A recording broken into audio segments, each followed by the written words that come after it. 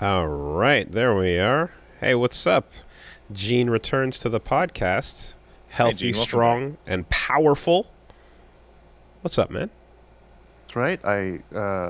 Friend of the show, Gene Park, is finally back after a Welcome long back. hiatus, and I've recovered. I was in the hyperbolic chamber Mm-hmm. and defeated the cell that is cancer. There you go. And Congrats again, man. Yeah, Yes, thanks, man. seriously. That is awesome. And, no one had to toss a senzu bean out at any point either. So, yeah, that is awesome. And happy to have you. There's much ado this is a good week. There's a lot. It's a good week to have you. There's a lot going on. And not that we necessarily have to take it, but we have been given permission to disrespect our guests' time. So we're going to do None of our time is valuable. None of it. We're going to do our best to cover the many, many things that have happened over the last 7 days, I suppose. Where the fuck do we want to start? Okay, well, if I have there's shit that's basically like about to spill over and be gone from my brain if I don't start do it. Go. going. Go. So, Run. I will start with the fact that I've now beaten the Mass Effect trilogy. You beat Marauder Shields. Congratulations. Was that's final enemy of Mass Effect. that's the trying to stop? They're trying to save you from the ending bit. Yeah. Yeah. No, the final grunt that you shoot in that game is just some generic thug, and it's his shields, and it's just Marauder Shields. and Right. it's just- This was from the era of when boss battles were bad. You Dude, can't when are we gonna be done with boss battles, bro? Oh my they're god. Trash. Oh my god. can't Right. design them, so Can't that's why boss we got battles Marauder be over? Shields. Yeah, right. Okay, I see. Yeah, there's a lot of shit going on where people were just yelling things, and me and Reggie are just like, dude, we're not even gonna begin to try to understand the 18 memes that are going off right now because You're decades late. No, not only that, but like people are teleporting back in time to when they were 13, and their eyes are rolling back in their head, and they're not even conscious of what they're typing anymore. They're living in the past in this moment, screaming things, and we're like, yeah, sure, man, probably a funny thing, but we're just going for what's in front of us. It was a time. So I'm really glad that the way I did it is we talked about it in the moment, and then the next day I came back. I digested a little bit. I came back. I gave a couple more thoughts, and now I'm gonna come back on this again. But the distance, of course, means it's not as sharp already because so much shit has happened since then. So I'm glad I got it out right away because I wouldn't have been able to do so articulately if there was too much time passed. But in the end, first off, fucking huge thanks to everybody who's been watching and enjoying that. And a lot of people have basically said that they fucking love this insane run more than anything else, and that it's been, a completely fresh way to watch this classic trilogy. And that's the goal I have anytime we go back to something classic. So I'm really, really happy that ended up working out, despite, the anxieties in the middle and the nervousness about how to proceed and the switchovers and such. In the end, it worked out amazingly, and I gave a million kudos before, but I'll triple down and give kudos again to Azuna for really helping us out with the Dead Asuna. Hey, right, good just job. Amazingly, Incredible job. She did so well at like basically serving the role of like, okay, the person that would be in the room that knows what's coming, this is kind of the prep, and we can make those amazing moments happen, like Red versus Blue at the Citadel and things like that. Now that it's over, I have to say, a long time ago, when you decided to do your mixing and match with the characters, everyone was sitting around going, yeah, there's something we want to warn you about, which is the red and blue situation, but we don't know how to fucking tell you because it's like the biggest spoiler ever. Right. But hey, look at that. Dad Asuna just jury-rigged a solution that just worked. And the energy was the best possible outcome. I love that more than what the original would have been there. So that's incredible. Everyone got a fun experience out of seeing that type of thing for the first time. Plus the fact that there's two of us there as well. is like there's different energy to like how we both play the characters and yada yada. I'm bickering with him and the choices and so on, and it's chaotic energy the whole way through, so it's a lot of fun. Great run through that. Now, because there's so much to go into, I guess I'm not going to dwell too long. I'll just get to like the bullet points. But the way things played out as you hit that ending, what strikes me the most is that okay, before you even get to the room, there's one. By the way, we're going to spoil the ending of Mass Effect 3. We're going to spoil the ending of Mass Effect 3 for anybody who doesn't want to hear about that, and by extension, the Mass Effect universe, I suppose, to some degree. Okay, so one, shout-outs to Anderson for having a clean, awesome, like, unsullied run through that series. You know, Keith David, top to bottom, is just a great character, and that finale you get with him. Keith David's a great character. Yeah, you're right. Where's the lie? And then when you get that full thing you get through the game with him, that it's unstated, but it's quite clear that like this is a paternal figure you have. It's not Hackett who's military with you. It's he's reaching out, he's on a personal level, and you know, he's talking about his own family troubles, and you kind of have that moment where he's like, "You did good, son," and you're just like, "Oh, that's awesome," you know. So that was airtight, top to bottom. Contrasting with that, you get Timmy Boy, who I'm like, he's got to show his face at some point, and all I really want from Tim is through.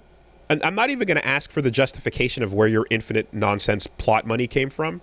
You know, I just want to hear, like, through your indoctrinated self, either what you thought your idea was and why it would work, or you break because you kind of realize, shit, I'm indoctrinated, right? Like, it never made sense. Either the recognition that it never made sense, or you know, an actual verbal boss battle. And in what we ended up getting is this insane thing where he goes, "No, you don't understand. We got to do it this way for humanity." And then you go, "But what if you're wrong?" And he goes, "Oh, God!" And then one follow-up question shatters his mind. You know, I think that Elusive Man's like, you know, because it's supposed to be like, what are you gonna do? And they're supposed to push you and pull you toward. Like, Elusive Man's pitch is awful. It is so uncompelling. It is so unconvincing. The guy is crackling with fucking mind controlled cyborg energy, and you're like, he doesn't make any good points at all, and it's totally uncompelling. And like the last couple of moments before that are basically just like him going, "No, we have to burn those orphanages because the smoke will be useful for creating a mess." Like, it's the level of evil has gone beyond anything you can possibly comprehend, and you're waiting for that, like, I'll give you the benefit of the doubt if you can look me in the eye and just say, okay, here's where we started and it kind of made sense here, but then I got indoctrinated and now it's kind of fucked up. But we never even get that, so it's all a wash. The whole thing feels pointless, right? And I guess I just can conclude it. It's like, well, if your muscle is represented by Kai Lang, then your brains are not going to be that compelling or impressive to begin with. I was about to say, what was your impression of Kai Lang? Fucking God, Really? just get it. I mean, it's kind of wild that even for something that old, but still, it's not like from 30 years ago, right? It's from like a little over 10. So it's wild that they kind of still thought, nah, man, this cool ninja guy with the edge is going to just do it. And it's like, I don't know. He's a Naruto OC. There's nothing. There's just less than nothing happening. And then you even get to kill him in the most nothing, edgy kind of way of like ignore and then turn and stab. And really, I'm like, even that's too much for it. I would have preferred it because what happened is, and I think what I was told is that a mod was basically responsible for, you can get the broken sword afterwards as like a trophy, you know? Yeah, that's I didn't have that. And that's like, I'm like, don't acknowledge him that much. Don't give him that much respect. Some people just need to get John Wick 1'd. Do you know what I mean? The ending of Kai Lang in my heart for Shepard is like Tally saying, "Wow, you finally killed Kai Lang," and Shepard goes, "Who? Who are you? What?" Yeah, just that's it. Like you really just some people that think they're high up on the villain list deserve nothing more than pop and we're out. There's no acknowledging you're just another fucker. It's done, right? So anyway, Timeless cringe. Timeless cringe. Timeless. It feels like the opposite of when you got to the end of Final Fantasy VI and you were like, "Wow, after all these years, this is still good." And then you get to Kai Lang and it's like, "Wow, after all these years, it's this still is bad." Cringe. It's not even like ironic cringe anymore. It's just so sincere and just sad. Yeah, and you can't even like pretend. Like it's not even a thing where you're like, "Oh, but his design is so cool." It's like, it's top to bottom fucking falling apart, you know. So anyway, you get that shit, and yeah. So we move into the finale room, and it's like, oh my god, right off the bat, fucking it all leads back to Vancouver Child. Here at the end of all things, a Vancouver Child awaits you on the other side, and it's just I'm like I'm so fucking over the mystical all-knowing child trope. I'm like even back then I'm like we get it. God is a little innocent child. Form because of Shepard's grief, and you know like of course that whole bit of like the one that. You know, you can't stop thinking about because PTSD. And I've already said this already, that I don't outright dismiss the idea of Shepard being haunted by one random kid if you take that and have Shepard confused by why, you know? And if it's like, oh, because trauma takes on unpredictable forms and you never know how that's going to express itself in your day-to-day life, and they played with that idea, then you'd have a valid reason. But that's not what they play it for. They just play it. You killed millions of Batarians. They play it. They play it for the completely nonsense mystical child coming through, all knowing, yada yada, whatever. And it wasn't until I think like 2 steps into that conversation that I didn't realize that we were being presented with a list, and it was just a like part 1, part 2, part 3 to the thing. I thought it was still a conversation going, and at some point there would be a like, all right, which one of these options are you going to go with? But it's actually process of elimination. So I put this out. We talked about it in the moment, and then like I said, I came back to it the next day and had a few thoughts. In the moment, the first thing I'll say is there's what I thought was cool and was interesting about this entire ending sequence, because there are some things that are, you know, worthy of calling attention to. Certainly the feeling of, you know, the final moments with your squad, the buildup of, you know, getting to say, like, I'm not going to say goodbye, but you know what this is, right, to everybody. Feels very desperate. Yeah, and it's just it's a real, like, back against the wall struggle, you know. Those stakes are what they are. Those were played out really well. And the little Reaperitos that are zapping you on the ground at that point are, you know, it's doing the thing. But when you kind of have that moment where the first proposition, right, the red control ending, the red destroy ending, right, gets proposed, not knowing what necessarily that was, the idea of it immediately struck me as fascinating and a really interesting point, because the way I took that, and what I think was cool about that, is the idea that, all right, Shepard, here you are. You can fix the problem and make the Reapers go away. But you know how throughout the whole series we've been talking about how robots are really alive and respecting them? Do you actually believe that, though? Or deep down, does it just feel nice to kind of say that, but you really think that life is organic and the robots are kind of on another tier that doesn't really fully matter? Because if you have to sacrifice them to save the rest of us, would you do it? That's an interesting question. I think that's a really kind way to phrase that question. Because I think that the way that was designed was the destroy was a hit button solve problem. Like the problem is overtly solved, like it's gone. However, there needs to be some downside at all. At which point they go, well, people like the Geth, right? Okay, it'll also take out the Geth. So there's your downside.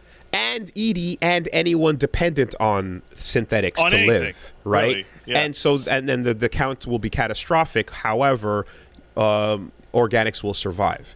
Now, again, like, here's a really good question, right? This is really important, and it's one of the issues that people have with the ending right away. Do the Quarians die as a result of you hitting that button? that's a really good question. Totally dependent Now, on cybernetic technology. I was not under the impression that like machines as a whole stop existing. It's more like anything AI or to that advanced level falls apart, right? But perhaps VIs would continue to work. Perhaps anything mechanical still works, machines and computers and such, but anything that's approaching that level of sophistication would fall apart, right? Even within that casualty count, it's not that they took this angle on it, but the implication that you as a player has to take a moment and actually question whether or not you believe the bullshit or whether or not you're real about it. Like, okay, if you really think this life, because we all can think of aliens as valuable life that is just like us in a different way, but the idea of the robot is a harder one to reach to. Like, you have to take a leap of faith that its intentions are pure enough and that its thoughts are sophisticated enough that mirror our own stupid bullshit to be... Legion's cool. Of course, but like in this, but you have to take that leap to go like, and we think your life is worth protecting and validating to the same degree as everything else, right? And there's obviously complications when you get into the like, well, what if it can carbon copy itself forever? And we get into the weirdness of, all the soul and so on. But the thesis statement, at least from the jump, that has the Geth activate from the moment where they ask whether this unit has a soul or not, is this is a nice potential counterpoint in the form of this proposition. Right. You then move on to the blue control ending. Oh, you want to go control over, okay. Right? Well, that's the order it's presented in. And yeah, you're right. Yeah. And it's just like you can become a god and take control of the situation if you think that none of these outcomes are going to be good enough, and then you will be the one to decide. Of course, you have to become something less than human. You have to become something more than human. You've got to just become the god of all of the Reapers, And with that, it's interesting how they go, all right, so let's put the Paragon color on the Paragon solution. I think that's a really good. That's the one thing I love about the ending is like destroy is red, so it feels renegade. But it's like, but no, that's kind of the Paragon. But hold on, right? And then blue is like, no, we'll fix it. I'll be the right one. I'll decide. I know what's good. And then it's like, oh, we're blue fash all the way. We're going hard down that line. And then you don't get the context initially, right? So it cuts off at the fucking planet, and you leave. You get blue balled, but. When you get the extra cutscene, the extra little slideshow, you see that moment of like, and your renegade Shepard or whatever the case is will be like, and I will be the one to decide, and those who have wronged me will face my army. And it's like, okay, and here we go. I, the Lord thy God, I'm a jealous God, visiting the iniquities of the father unto the children. Like you're straight up marching down a path of like, and you are the one who will determine what peace means in the future. Got it. Perfect. This outcome, I'm sure, is even better than the one we were about to face, right? I think blue is like dramatically hurt by the fact that it's the option that Tim wanted you to pick, and Tim's I'm going to get there. So then you move on to the synthesis, and the synthesis is like, actually, guys, this is probably the least amount of destruction, and all you really have to do is hit the button, and now we're all on the same side. And as you may have heard, Reggie hit the button and pulled the trigger and went full green, and I'm like, well, I guess that's it, boys. Racism is defeated. We have now all become one, and everybody gets the pass, right? Like, and it just hard cuts to the filter where everyone is a fucking robot, and we're all the same now. We all, everyone one together. We get along, no problems whatsoever, and all it took was the complete and utter removal of any free will or bodily autonomy. And all you had to do was completely and utterly change what life means in the universe forever and the concept of freedom. I think that the green synthesis ending does not go into in-game or in the text enough that you are violating the bodily autonomy of literally every thinking creature that currently exists. And you have to face that as a preferable outcome to the casualty count that would otherwise occur, right? So that's kind of where you're looking at it. Like, all right. And trees and plants. I fucking forgot. Yeah. All plants, all life. It cuts to like leaves that are cyberneticized. And you just have to go, all right, but hey, less things died and everything got along. And then the husks that were like, are going, oh, you're a friend now. Hey! Personalities now, yeah. Yeah, and Huskhead sitting on your desk over there is now an actual person going, He's your coworker now, yeah. with no body, right? Wild. So, okay, these are your propositions. Now, what I initially kind of walked away from with these three, besides being tired of the fucking child delivery system trope that we got there, is the part where, and as an aside, by the way, the hilariousness of, Reggie walked up to the reactor to jump in for the green ending, the fact that he put the gun up and down, I was like, wait a minute, you can aim that? They let you? Can you? Yes. And immediately he didn't do it. He hit the threshold, so he threw the gun down. I'm like, oh, I bet you there was something there. And everyone's like, yeah, you can shoot the child. You can shoot the child for ending 4. Right. Which gets put in after the fact, and the result of that being a cynical ass, fuck you, you don't want to play our game? Well, fine then. Take your ball and go home, bitch. That is hilarious, right? You don't really get an ending out of that because you choose to not play, and the game says, fine, you don't get to play. But when it comes to those three now, I initially walked out of that going, this bothers me because it feels cynical. And I'm like, it feels like a cynical result to a very complicated, large, rolling 3-part story with a million dominoes that's hard to juggle. And I understand how difficult it is to get to this point. But these endings are just like, they're all like, yeah, I know when you have to say that, look, it's going to hurt no matter what, but you got to choose what kind of pain. But the idea of literally going, this game is all about choices, pick which one of these, and they're all kind of...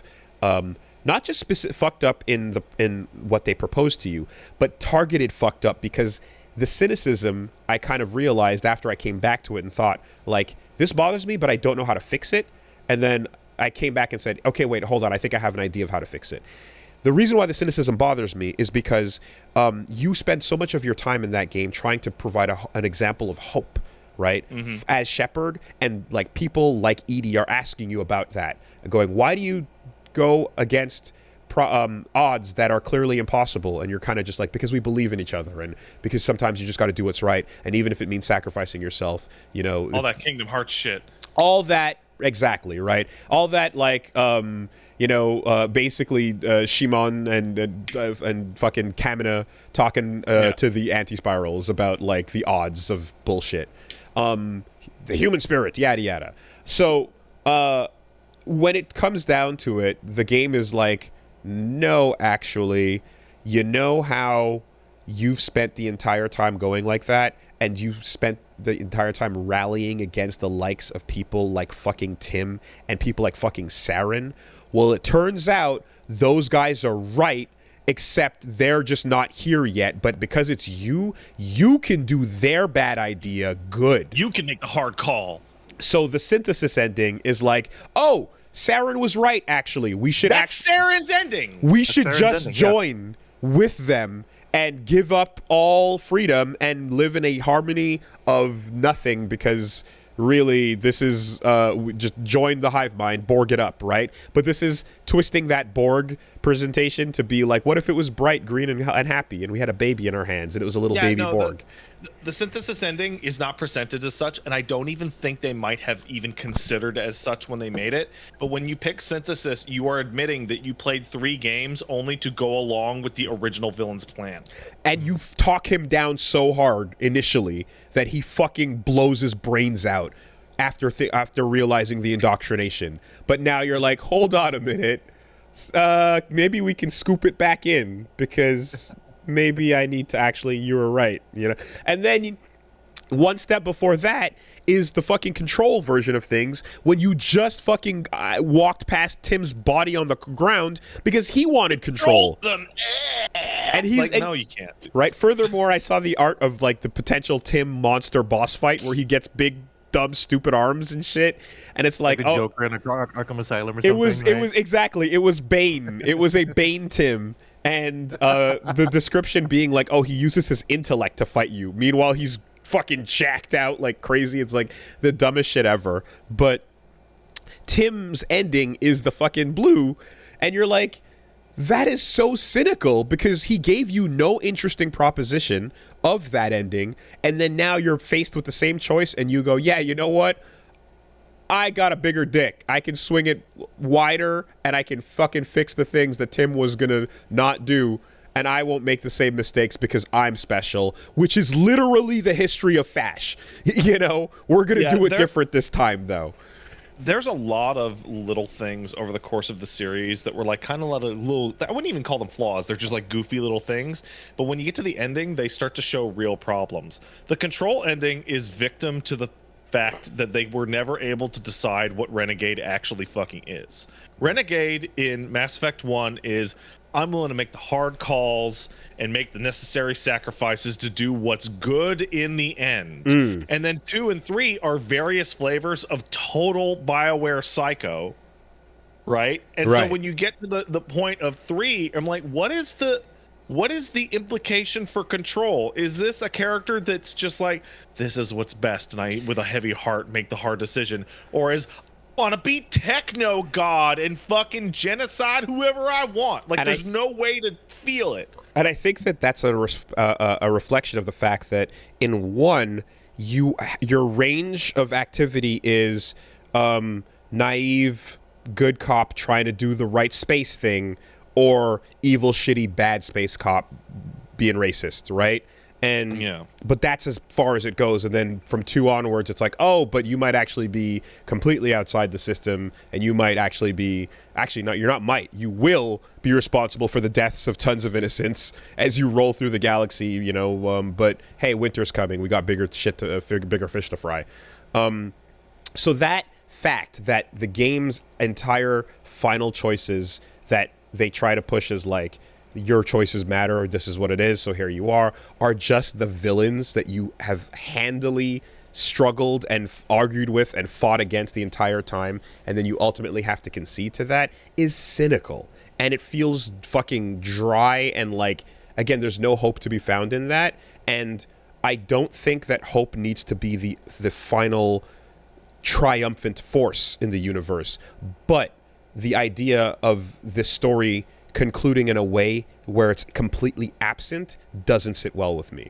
So go ahead, and then I can, Those 2 endings are viciously cynical, and Destroy is left to you as the, you know, optimal choice, the most moral choice, because you don't have to worry about control, you don't have to worry about bodily autonomy, and the Reapers will be gone.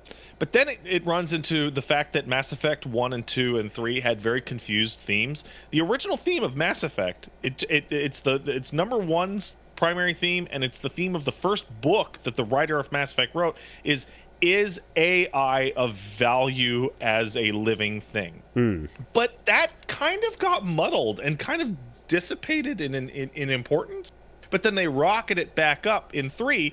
You deal with EDI and her self-actualization over a very long period, over 2 games. You deal with the Geth's self-actualization and their right to autonomy in the world.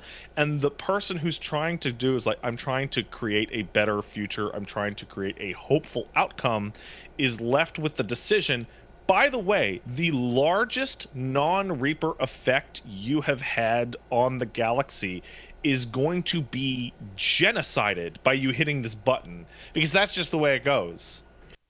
It's very important to note that I've described the story of Matt Walters and Casey Hudson disappearing into a room for 3 days to write the Mass Effect 3 ending with no oversight from anyone. Rannoch, everything to do with Rannoch and the Geth and the Corians and that ending was done and being made before this ending was even written. There was no communication. And if I understand correctly as well, this is already after the fact that Drew Karpyshyn was off the project. He's gone by that point entirely, right? So, Rannick is written unaware that there is going to be a genocide the Geth button later in the game. And so this kind of is another bit. So like before I even get to like what I think the fix kind of what could have been, it's like the part where you look back at what 1 was and what 2 was, and then 3.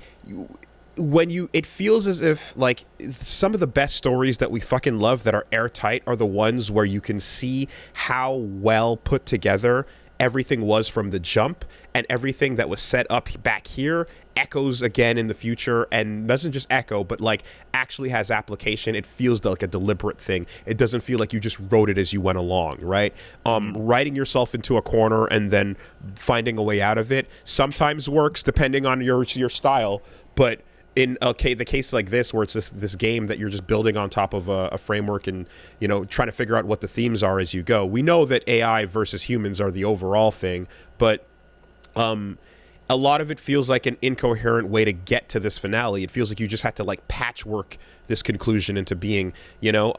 It was pointed out to me after the fact that like the whole thing where Edie is the moon AI at the end of the day that you faced. There was a line when she first shows up and you go, oh, I don't trust that, especially after what happened back then. And they're like, oh, we assure you she's nothing like the moon base. Don't worry about it. Right? Like there's stuff where they just clearly had to swerve it around at the last second by grabbing anything they can find as a through line and making it relevant here. But it wasn't necessarily planned that way. And so you can feel that, right? But there's no accounting for the fact that business and time and writers and all that shit will have an effect on the quality of a game and so on with crunch and yada yada and all that bullshit.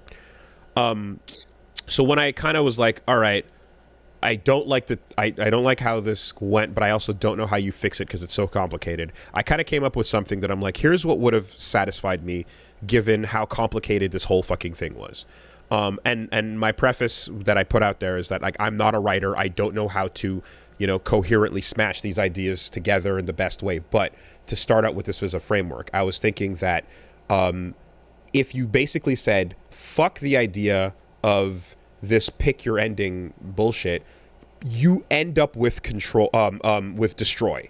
This is going to happen, right? You've been on a mission to destroy the Reapers from day one, so we're going to hit that point. And that's your goal ultimately. Now, when you kind of take that and focus on the part where I was mentioning what I found the most interesting is like the dilemma of how you think about organic life.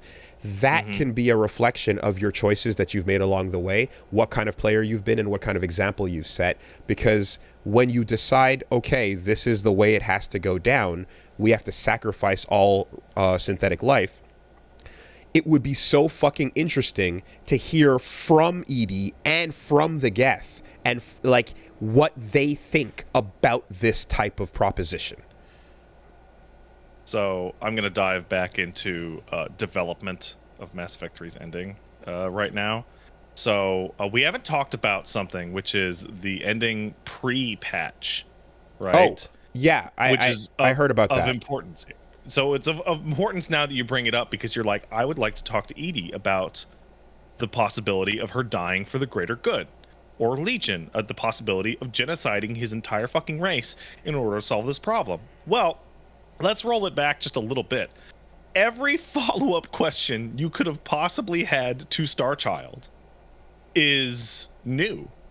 Is not present in the original release, which led to and extra scenes post credits are also there. So you get into the situation, including Legion, which was not Legion, sorry, including fucking DLC Leviathan question. Yeah.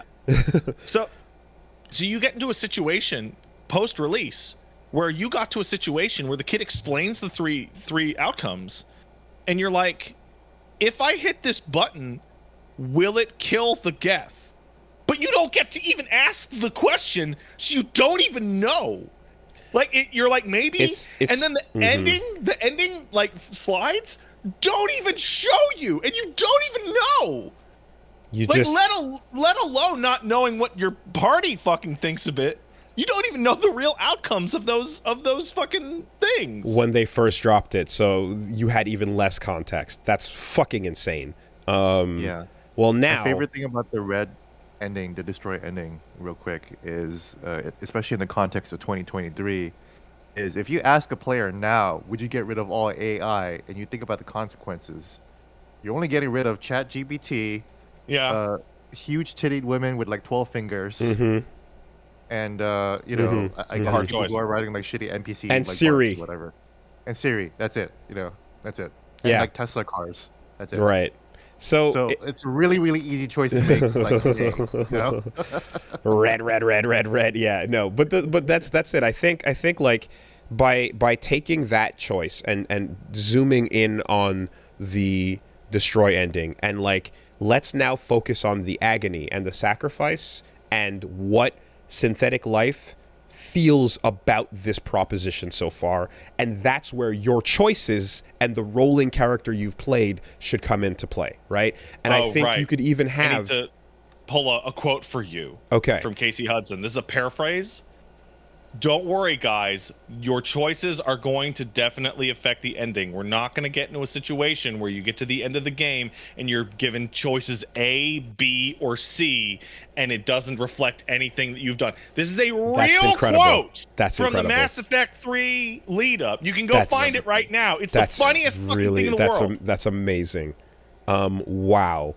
Yeah, there's always something like there's so many examples of like the last game contradicting the current thing. It's insane. But what are so I think what would be even interesting as well is like the idea that like maybe if you set an example of like that selflessness being installed into, you know, like something that they picked up on, they would even go as far as to like, you go, you know what, no, I'm not going to sacrifice you guys, and then they go, yeah, well, too bad, we already did it, like we're not going to let you even say no to that choice, you know? And you can have a moment of like, fuck, you know, the god damn it, the Gether heroes here. Or you could have, you know, or maybe they're like selfish because they're like, you've taught them, or they've picked up your example that like, no, self-survival is important, and, you know, they never quite got around to building that Dyson sphere they wanted to, but, you know, I don't know, whatever, like a million ways to play out the chaos of that. And then, like, you ultimately going, well, I'm going to press it anyway, or I don't. But that should have been where your choices mattered the most. And it would have been a great place as well, because, again, the whole AI versus organics thing, you have the ultimate unknowable, unsolvable. I keep saying that, and I know some people actually were like, actually, we want you to be able to shoot them and bring their HP down and have them be very defeatable. But I'm fine with the idea of, like, that's a lost cause if two of these things show up on your planet. But to counterpoint that with the idea of like, and here's the best example of synthetic life, and they're willing to make that sacrifice, or maybe they're not, you would have a fucking way more satisfying place to go with this whole thing. And what I was thinking of in the moment was, I was like, you could even have the literal example of asking the ghosts of 1 trillion dead souls how they feel about their sacrifice. Because that's what's about to happen right now. That's what the synthetic life represents in that moment. You know, that Javik comes right back around on it. So I feel like that would have been something. I've got an assist from, of course, Dead Asana, who found the exact text of that quote, which was from 10/01/2012, so pretty much right before the game came out. Quote, "At this point, we're taking into account so many decisions that you've made as a player and reflecting a lot of that stuff. It's not even in any way like the traditional game endings, where you can say how many endings there are or whether you got ending A, B, or C." Mm-hmm. So the ending was already written by the time this quote came out. Yeah, and you know, and then the other thing too that I really hated was like, okay, so you have another variable besides your personality, which is your war assets, right? How many chakwas, as we call them, have you managed to amount? Because and you use that to verify, like, okay, so whatever you feel about your good or bad choices, how capable is the Citadel of pulling it off? The whole thing where you get up to the last second and they're like, we're not going to tell you what the Crucible is because it's clearly going to be a reveal of something that is big and you've known the whole time. I remember hitting a point where I'm like, at this point, we're so far past where you should have already implied or gotten to this or built up something that I don't care what your reveal is going to be. So when it turned out to be, it's the thing from, I'm like, yeah, okay, great. You know, you can't string that shit along and give you nothing on the MacGuffin at all. Like, don't even hint. Don't even acknowledge it. Just go, there's a MacGuffin. Stop asking about it, right? You can do that in a way that is like, at least filler in an idea of what's going on, or at the very least, something that doesn't leave such an open amount of fucking hole for, is it a laser that's going to fire out and, you know, target every Reaper? Is it, like, just give me something, man, you know? And, like, that felt so unsatisfying the entire time that it also deflated the tires by the time the Vancouver kid rolled around. So, you know, all of that kind of leads to just like, yeah, you get that final scene of the Star Child and whatever, Tiny Tim, whatever they call it, the future people. Oh, have you looked at that scene really closely? That's just a human asset and a smaller human adult asset. Sure. Yeah. Like, if you look closely at it, it's like it's just a scaled down full adult. Yeah, and it's just the little kid drilling for a coconut asking Shimon like, "Hey, who the hell are you?" And he's like, "I don't know. It doesn't matter." Like, whatever. It's, you know. But that is like, that is so, it feels like that was the attempt to make things feel not cynical at the end of the fucking credits or whatever, but it just completely fails because you're like, well, life still continues to exist, and I guess the cycle was there or not, depending on what kind of Shepard, but it all meant what? You know? So there was a little attempt at a hopeful seed placed there, and maybe even a, hey, check it out, it's the comms of Liara going, if you're in the future, we're all dead, but maybe you can fix the problem. It's like, all right, whatever. Like, I just, yeah, that's overall the takeaway digested, you know? So I want to bring up something that is from the original cut to the extended cut, which is not about let's make the ending better. It is actually in regards to whoever wrote the extended cut, looking at it and going, for the reality of the IP, we have made massive mistakes in the original game's ending.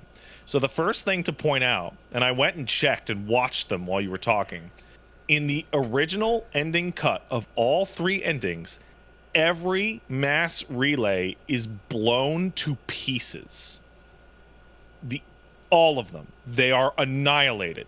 So immediately, number one, when they wrote that, they forgot that mass relays exploding destroy the entire solar system there. Right. So the original cut of the ending has every planet you have ever seen vaporized. That's a mistake. Oh my god! Yeah, I forgot about that. Yeah.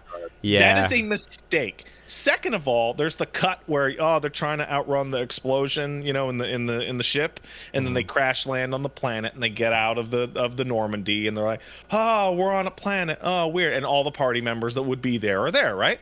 Well, if all the mass relays are blown up, and the crew of the Normandy is stranded on a desert island, presumably for the rest of your lives, it is a coin flip as to which ones will survive, because people on your ship are biologically incompatible with each other's food.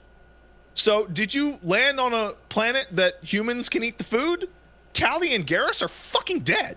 Did you land on a planet in which Garrus and Tally can eat the food?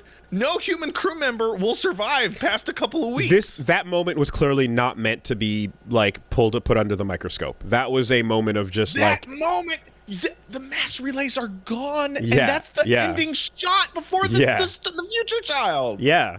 No. Yeah, all logistics are gone. Like every the supply chain. You know, like you can't get PlayStation 30s anymore. I mean, so it was. You know, there was a thing about how how precise space battles had to be in the first and second games, and talking about the codex of every bullet you fire, you know, must know where it's going. Otherwise, that goes through space and fucking causes collateral damage and on a scale you've never imagined. And then when you're fighting above the Earth, it's just nukes in all directions, you know? Yeah, and like there's like that precision idea of knife fight distance just goes right out the window, you know? There's a million things that are just not meant to be thought about for more than 1 second It here. reads like an ending that was written with no feedback. Because that's what it is. It was an ending that was brainstormed by 2 guys and was never given out to anyone to go, hey, is there any problems with this? Because like the other people, the other leads on the team would have gone, hey, well, are Tally and Garrus gonna fucking starve to death on this new planet? That's and to some degree it's like, shut up, it doesn't matter about the individuals, we're gonna lose some, that's not the point, move on, you know? But that's the biggest problem. The reason why I harp on that specific example so much is by the end of Mass Effect, all the problems I have with the ending's original state is, you know what? The wider galaxy is important. I want you to tell me which of my party members will die as a result of these decisions, because the characters are the ones I actually give a shit about. Right. You know, so it just, it comes together in that fucking way, you know? And I guess looking back to where you see, like, when you get to see it side by side especially, like, oh my god, the fact that it's really just a Photoshop filter on the green, and they add the same shots, but they add a little bit of green glow and cyberized texture, and you're like, oh really no. This also came out at an interesting time when, especially BioWare games, they felt like they had to give you multiple endings. You know, like they're like, well, Chrono Trigger, like the Chrono Trigger did it in like '96 or whatever, so why can't we do it in 2012? And it's also interesting that like multiple endings aren't really a thing that much anymore these days. You know, like you don't get to choose what you do at the end of Last of Us Part 2. They just like they just tell you, you know. Yeah. So I think that's what makes I know nobody play Forspoken, but like Forspoken actually gives you a fucking choice at the end of the game, and it's jarring. It's just like, first of all, you never gave me a choice in the rest of the game. And then really? It's no choices the whole way through? No choices in the whole game. They just give you a choice at the end for some reason. I'm just like, well, like, how did this game from like 2012, like this ending, teleport into this game? I don't understand. I think there's something important to note about the Chrono Trigger thing, and how, I mean, we all love that, is that Chrono Trigger has an ending and then several New Game Plus endings. It has a bunch of goofy what-ifs. And that's very different from walking into a room and going, which one? You know, pick a color. You beat the game, and then you get extras that are going out into different places. It's really wild because Mass Effect was built and like thrived on, man, you can choose anything. But when I got to the end of the series finally, I was overwhelmed with this thing of like, yeah, this should have been the Paragon storyline the whole way through, and instead of making alternate versions of events, they should have just made slightly more of those events and just had you be a fucking good guy. Because like the amount of times that I was like, wow, that's a cool choice I made. That there are a couple of those, and those were always kneecapped by later events going, guess what, dumbass, the Rachni Queen is back. Right. Yeah. And what I was actually like and following through on like being a character that is like, you know, spurred on by your convictions, whichever they are, whatever they may be, or even spurred on by your lack of conviction. You can have moments where you take something like the proposition of the Control ending and the Synthesis ending, which are like these fucked up concessions that, you know, that venerate the villains you've defeated, and have those be those endings could be the best version of the argument those characters want to make, right? Mm-hmm. Like the blue ending should be Tim talking to you about that, and you going, I see, and that's where your peace comes from, but here's why that's fucked up, right?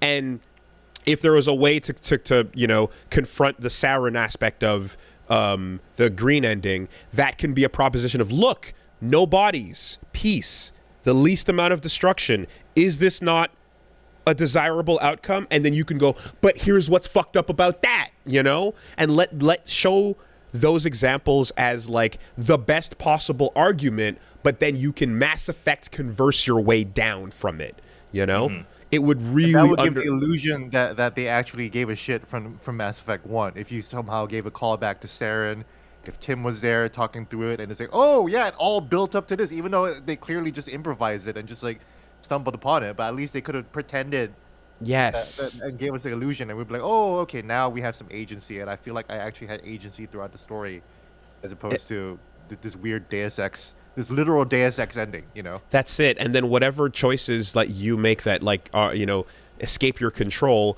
you know you know that your intentions at the very least were, again, not so hopeless, you know? Yeah, man. So anyway, we got a lot to fucking move into, but that's that. Well, luckily enough, Woolie, and all of this discussion about the ending gets even funnier if you pick Destroy and your war readiness is at the absolute maximum. Because only in that circumstance do you get a single shot of the N7 armor taking a breath from under the rubble, mandating that ending as the real ending. It's the canon ending. oh Which, boy, if you're gonna Mass do Effect that, 4. then what the fuck was the whole point of all this shit? Liara dusted off she picked up, and we looked at the Mass Effect 4. Here it is. Look, yeah. I mean, God, I don't even know how you make it coherent at this point, and I don't even think, like jumping far away from everything known for the setup for Andromeda is like not even, it's the right choice, but just make it interesting. Fucked it. Just make it an interesting jump, you know? But like here we shit. are now, direct continuity instead, right? Yeah. It's like this overwhelming feeling of at some point they're like, oh shit, we made it so we can't make any more Mass Effect games. Fuck. Side note. No, earlier when I was talking Gurren, side note, if you're a Shimon pronouncer or a Simon pronouncer, you've been fighting for years, fight each other, and whoever survives is going to be correct. And in the meantime, we'll just use both interchangeably. Yeah, okay, it I doesn't can do matter. that. Great. Yeah, so I don't have any desire to see Andromeda necessarily. You're good. You're the most good. I can damning, tell you right now. You're okay. The most damning thing being that people going like, it's not even that it's like hilariously bad. It's just like mid to nothing. It's a season 1.5 Star Trek episode. And that's a woof woof oof arf bark. So yeah. Here's the end of the trilogy, you know? Here lies red, here lies blue. And at the end of the day, the truth was green. Green was the truth. If Mass Effect 4 has Shepard back as the playable character, that would be the most cowardly, fucking embarrassing thing in the world. Oh my god. It'd be so awful. I think they already hinted at that in that I think that one teaser trailer where it's like Liara like looking into the distance, like, oh, my love is still out there or whatever, you know? Yeah. She gets up and she dusts off the thing and she picks up a Shepard helmet. She literally dusts off. It's like, oh, here's the Mass Effect 4. She picks up a Shepard helmet, and it's like it's Liara, and she could be 1,000 at that point for all we know, but it still is that. So, yeah. Anyway, I mean, you can just reconstruct Shepard because that's what Shepard was. Yeah, you can do it a bunch of times. Who's to stop us? Hit the button again. Boop. You know. Okay. So there was that. From that, the other thing that happened was I went to too many games, and I had a good time. That was fun. Basically, Fantastic. Yep. That was in Philly, and the overall, you know, got to do we did a panel with Eye Patch Wolf and got to basically sat down and had some whiskey with David Hayter, and that was cool. And David Hayter is a charisma fucking max stat dude who is just so like, he's the type of person where like he was signing in right in front when I like went to check in, and like introduced myself, said, hey, how's it going? And then for the rest of the weekend, he was just like, oh, hey, Woolie, how's it going? What's up? Hey. And like, just has the whole name memorization ability thing. Oh, that's a good one. Which is like, god damn, that's super cool. And on top of that, like, you just kind of like, yeah, like Saturday night, just he's the kind of thing where it's like he knows, like, so, and I was chilling with Vinny, you know, Vinesauce as well, and like we were all just kind of sitting there watching as like David just kind of took control of the room and was holding court. And the way Vinny put it was like really good, where it's just like he knows what what he means to a lot of people, and he knows what it means to him. And I think especially considering like the fact that there was 5, he kind of, there's a little bit of an ooh, Solid Snake went away for a minute there, you know. So there's an appreciation, and he's just like, yeah, he's down to just sit and tell stories and have fun and like give him as much of himself to talk to everybody, and he's like great at it, you know. And I remember too, like I had a burning question for the longest while that I wanted to ask, and I finally did get to ask it. It was like, I remember at the end of X-Men 2, which he wrote, I was like, there's a part where when Stryker and his fucking squad is attacking the mansion, there's a bunch of soldiers that walk in that are wearing kind of like blue soldier things, soldier gear, and they're, you know, suited up, but their faces all have literally just Snake Eater camo on. And I was like, was that because that movie came out right the year before Snake Eater dropped, so is that a thing? And he's like, no, that was just completely coincidental. We just kind of randomly had that face camo stuff appear on those soldiers because we needed Wolverine to be able to kill some faceless soldiers, because now the rating for that movie went up. And so we're like, if these guys are trying to kill a bunch of kids, then fuck them, they can die, as opposed to people you might care about or whatever. So like, he kind of summarized that, but it just happened to line right up with Snake Eater, and the face camo is like, it really looks like something out of the catalog that you can wear. So I was like, okay, fine. And then someone else asked about the Watchmen ending and the shift from fucking Squid Town to Dr. Manhattan, you know? And I was like, ooh, that's something I've wanted to know for a while. What is the logic on that? I think I knew but forgot that like he was also responsible for that as well. And so yeah, he kind of went on about yeah, and so he talked about like you know, working with Darren Aronofsky and like how they were putting that script together and all that stuff. But that moment, it was interesting because I'm like, because he basically summarized, and I'm probably gonna not do as well of a job, but like he's describing the process and how he kind of went like, okay, so it kind of came down to the idea that he's like, in a story, in a movie, he's basically said, I believe that you get one source of magic, right? And that like, especially in one where they were already pushing for time, and that the idea that it was, you know, 3 hours long and they were trying to condense it and so on, more than that generally confuses audiences and or can get more weird or complicated. So you want to keep keeping things to one source is a more concise and tight way to write it. And I went, okay, and I mentioned, I said interesting, although like clearly Alan Moore thought that it didn't have to be that way, right? He had something else, that he had a different. Yeah, Alan Moore doesn't give a shit though. The way he was thinking about that quite differently.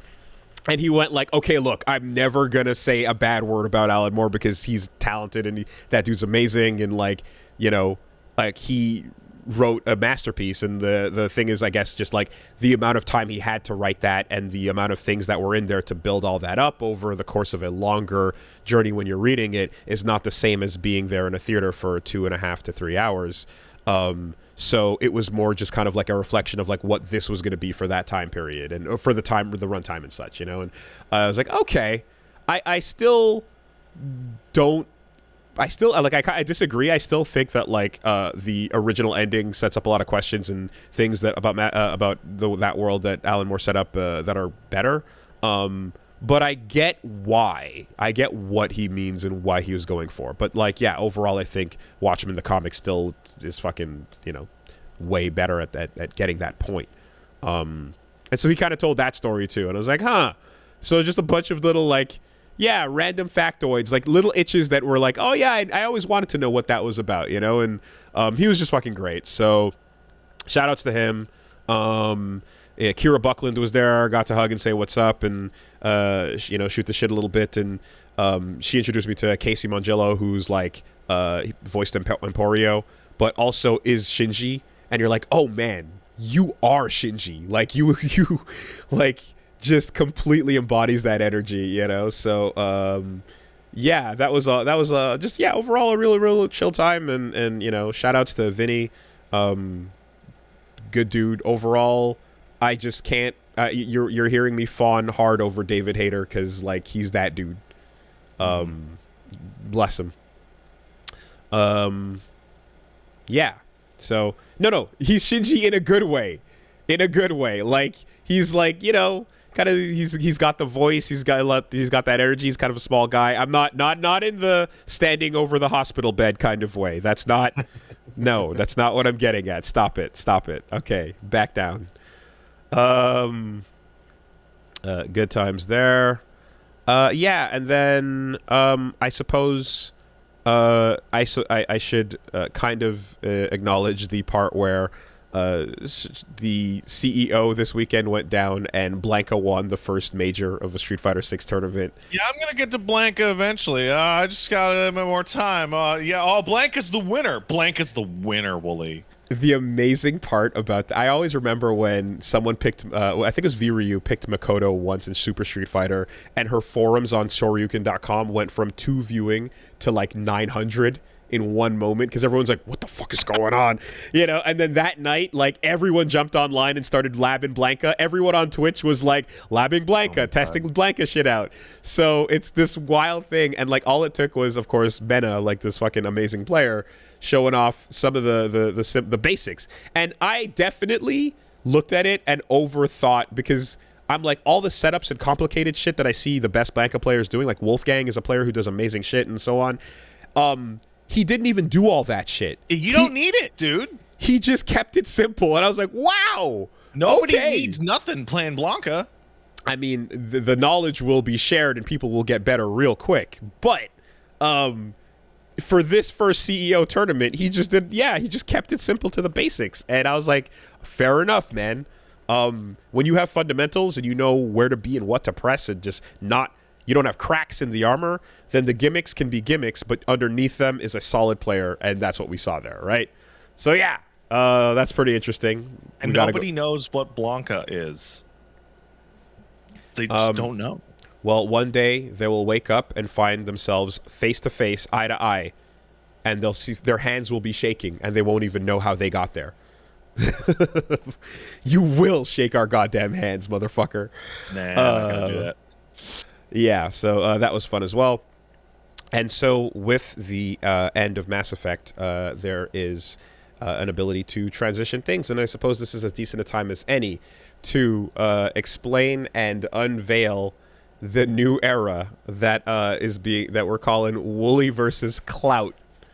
So the short version is this. Obviously, a big part of what we're about to talk about here is going to be FF16 in a minute. So we are currently going to pause FF9 and we're going to switch to FF16. No way. Yes. That's cool. I am genuinely astonished. My mouth open at this turn of events. And before we get into, because you played through the demo content, right? Before we get into that and me and Gene talking a little bit more in depth, I need to know the answer to one question, which is what was the straw that broke your back when you were playing that demo? So the idea of it is like, obviously the game is really good. And like the fact that I felt how fucking fun it was is a good, like, important part of why I'm willing to make this kind of switch. At the same time, I think I was looking at it like there's an interesting. I was watching the response to. I'm curious that we can. For some reason, my fucking chat thing's not working. But if you can unemote, because I'm curious to see what people are saying in regards to this type of thing. We're not talking about 16 shit in depth. Just everybody. Yeah. So you can just put that back to normal. But anyway, the thought I kind of had was that I saw a lot of feedback. A lot of people were definitely just like, "Oh, hey, this is super hype. I guess, but see you in 10 years when you actually start the full thing, right?" Dude, like, my chat is full of that. Gene was hanging out my stream the other night, and like, it was I was saying that, yeah. Yeah, you were. Yeah, that's right, you were. Yeah. You know, I get that, and then there's the other side of it, where it was like, you know, only Woolie would like stream the demo on the day that the game is coming out or whatever. And it's like, okay, so like the specifics of why that happens doesn't matter necessarily, I guess, because it's like, I think it's fun to think about personally. But the reality is, like, the game was coming out that night. I had one day in the gap in the schedule to meet up with Reggie to record something after we finished Mass Effect, and it was a little pocket of time. And your suggestion to do the demo so that we could talk about something and have some context was a pretty good one. Because otherwise we'd have Gene on and you'd be like, yeah, it looks cool. Exactly, right? So that was ultimately like why I was like, okay, this fits in here. And then it takes a night to put that into editing form so that it comes out on the channel in its form. But it doesn't matter because what you see is the game is already out and he's playing the demo. What an idiot, right? Okay. Well, there's not much I can do about that. But the demo carries. Oh, it's good, and then it carries the over. save file carries now over. You have questions you can ask us, you know, because you know exactly what the game's like now. You know? Absolutely. But like the thing, I guess, is ultimately that like the fact that the FF9 and FF16 there's a lot of overlap in the amount of people that are fans of both of those things, and there were some people who kind of understood that like I was like trying to play a bit of it so that we could talk about that, and then I was ultimately like interested enough to go play this at some point. There's some people understood that. More people didn't care or understood and were like, yeah, but it doesn't matter. This is what's hyped now. Come on, you know? So I'm like, okay, there's that a part of it. Something else I've been doing too is like looking back at the analytics of like everything with Woolie versus the algorithm. I've been, you know, every once in a while we try things, we adjust and so on and so forth. And we were coming up around that time where I was like looking to tweak. There was a tweak that was, let's start playing classics that I haven't played as a conscious decision. You know, that was a point that popped up, and we did that for a bit and saw how that looked. And we're, you know, so this is just another one of those reconfiguration moments where you ready, fire, aim a little bit. And ultimately, there's the part of it where, yeah, the game is fucking hype and sick, and I really want to know what comes next. Now, at the same time, I understand too that like there's no getting around the fact that there's gonna be people that are not happy either way you go. Like, you're damned if you do, you're damned if you don't in this type of situation. The number of people that were giving feedback on the fact that this is a bummer and they were looking forward to the end of 9, that's not lost on me. And there's a lot of people that were kind of worried that like I'm like, oh, I'm not enjoying 9, so I'm dropping it. And I really couldn't say how untrue that is. That's the furthest thing from the truth. 9 is awesome. I'm loving it. I absolutely intend to come back as soon as I can. And I don't like the idea of the unfinished plate. The thing is, of course, is that like in a lot of cases, the circumstances are like, oh, well, I was doing it with Little V and then that stopped. So that's why Yakuza stopped. Or you were playing Sonic, you know, I was doing that solo when Reggie was not around. And, you know, but I want to hit the credits whenever I can. So no, it's not about me not enjoying 9 or anything like that. And I know there's absolutely the part of it where it's like, you're going to forget what's going on. And it's like, yeah, and I will rewatch and I'll recap myself. And I have notes for every single episode we've recorded that I'm going to reread as well when the time comes, so that we'll be caught back up. My thought as well is that who the fuck knows? We're like, maybe there's an alternate reality crazy timeline somewhere where you know, I finish 16 and then jump back to 9, and by that point I can fucking jump to some crazy even more HD version of it, the double Moguri mod. That's a genuine possibility. There's a genuine possibility that I can jump onto some amazing new crazy shiny version of that game that we could switch over to with the timing of things. So who knows?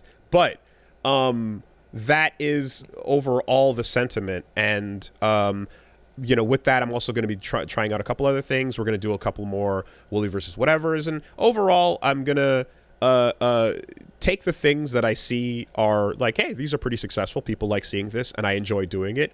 We're going to do that more often on the schedule. And with that, you know, Woolie versus Clout era thing, there's a thought as well that occurs, which is I realized, I've said it before, but when I take a look at everything, it's important to underline that, like, a lot of the time, the way I play things, and I know that I get flack for taking a million years to get around to get through slower games and so on and so forth, and that's always bothering me. I've never heard that in my life. It bugs me that I can't do that, and that everyone is able to you know, basically go like, yeah, most streamers don't have this problem. What's the deal, right? And I realized it reminded me of when back with Best Friends, we were like talking about how DSP is immortal, and right. And but the reality of the situation is DSP is one person and we're a group, So there's a difference in what that means. Yeah, once I started doing stuff completely by myself, I'm like, oh wow, no one's gonna force me to stand up. So well, every time my wife actually makes me stand up and walk around, but you know that's that's not what I mean. So what that then leads me to realize is that every time I understand that I'm being compared with how slow I play these games and get through them, I know that I stop to talk and I know that I do things that people don't like and I have these habits and so on. But there's also the part where there's just a limited amount of time that I can sit with Reggie in a given week. And if it was just me, get Reggie a cot. and if it was me on my own, then it would make more sense to be able to have the kind of schedule that you compare the average person's ability to get through a game. But like in most cases, we can sit down and play a game once a week. That's the limitation of what it means when you have another person. So seal him to the couch. So I know the explanation isn't going to make it feel better, but at the end of the day, there is a thing where I don't think most people that you're comparing me with are always doing it with somebody else. I think most people are able to just get up in the morning, hit the button, go till nighttime, and call it a day. So I'm operating under a different constraint, you know? Hey, I have something to say before we get too far away from it. Sorry. As somebody who has flown, as somebody who is like ass deep in 16 and has beat 9 many years ago and just beat World Tour, let me tell you, bro, my personal feelings is you should just throw World Tour right in the trash. Yeah, I get and that. Forget about it. And I did see some people saying that, you know, yesterday, here, today, and so on ever since I talked about it. But here's the problem, guys. I love Street Fighter, and no, I want to play Street Fighter. And I probably love Street Fighter possibly more than you love Final Fantasy. So the idea that it's like, we get it, Woolie, but don't do the thing you really love, instead do this. No, I want to play Street Fighter 6. I'm gonna do that, right? So the only follow-up I would say to that is that playing World Tour is actually fairly far away from playing Street Fighter 6. I get it. It is a very different beast. I get it. But the idea of a Street Fighter like story mode at all is so that's like Final Fight-ish. There's so much there that I'm already interested in on premise, and this is the thing I love more than anything else all the time. Part of my life is based around this shit. Like, it's kind of crazy and wild to me that you'd be like, hey, Woolie, no, stop doing the thing that you fucking love that much. Woolie is in the Washington Post about Street Fighter 6. You know. And I even understand, yes, and thank you for that. We even had somebody come by and gave that the physical. I signed a copy of the physical printout of that. Got one? Okay, no, good, I didn't. okay. They took it and they like ran away, and I was like, motherfucker, yeah. God damn it! But you know, yeah, that'd be awesome. Yeah. Thanks for that, by the way. So no, but this is what it is. So like, there's something kind of crazy about like that. When I was like, guys, that's ridiculous. Like, stop it. Just do the double FF9. Give us what we want. I'm like, dude, hey, come on, man. I would have come the fuck on. I would have felt remiss if someone had not said that out loud with words to your ears at least once. And I need to reply to that to say why I think that's ridiculous, you know? So it's like, and there's always going to be a part of me that's like, I'm only going to play what I care about at the end of the day. And I wouldn't be doing 16 if I didn't think it was the fucking sickest shit based off of that initial premise. But it presented an interesting moment to try this type of thing out. And going forward in the future, you know, I'll see how it goes. But the willingness to potentially put something on hold and come back seems to be what most people are kind of do anyway. And I don't think that it'll ever sit particularly well with me to have things that are unfinished. But I'm going to try this out in this circumstance, given how much it kind of overlaps in a particularly interesting way with my interests. And like, again, there's a part of this where you kind of have to realize too that like a lot of that too is like me going into the genres, into FF, into Silent Hill, into all these things. It's like there's me putting out into the world, like I'm reaching out and expanding my horizons with all these blind spots you guys have presented to me over the years. And so, you know, the idea of like, and then here's the one that you super love that is all up your passion, and that you're just like, yeah, put that on the back burner, fuck you. Like, that's crazy. So no, we're going to do this. We're going to run World Tour. We're going to run FF16. And I'm very excited to fucking pick back up and, you know, save the boy. Vivi needs protecting. But, yeah. So back to my original question. What was the tipping point when you were playing that demo where you said, fuck it, I'm going to move shit around for this? It wasn't during the demo. Oh, it wasn't. No, it wasn't. The iconic challenge was fucking awesome, and I felt really good about how they finally opened up the combat, and I got to see what it was about. I'm really happy they put that in there because it was very basic in the beginning, of course, and you're like, all right, see what you're going for, and then they go, all right. Are the moderns away? Are they all gone? You casuals are gone. All right, let's show you that real shit. You know, no, I'm teasing. I mean, that's what the Icon Challenge was for. It was for folks like us who want to quote unquote lab. Clive, you know. Yeah, and they show you what that system is going to be like with style switching and with the full tree and multiple icons to switch from. But it wasn't that moment. That just kind of made me go, oh, I see where we're going long term here. It was before you started the demo, then? No, it was afterwards when I was thinking about it, and I was like, I wonder if I should play that myself on my own, and then talk about it with you guys on the pod, and kind of go on through a time, because I've done that with like FF7R. I played on my own. So I was kind of wondering. I was like, maybe I should pop this open and just start it for myself.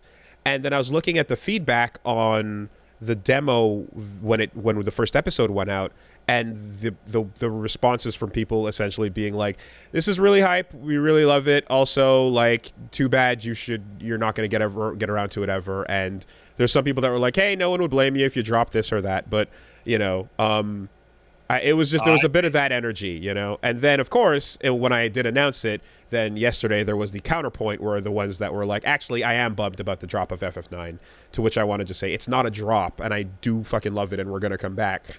But that's what it is. And, again, like, how fucking crazy and awesome would it be if I came back in a world where it was a shinier return to that game? You'd restart the whole thing, right? If that happened? Yeah, okay. I'd restart the whole thing, I'd get back to exactly where I was, and then we'd pick back up in a shinier format.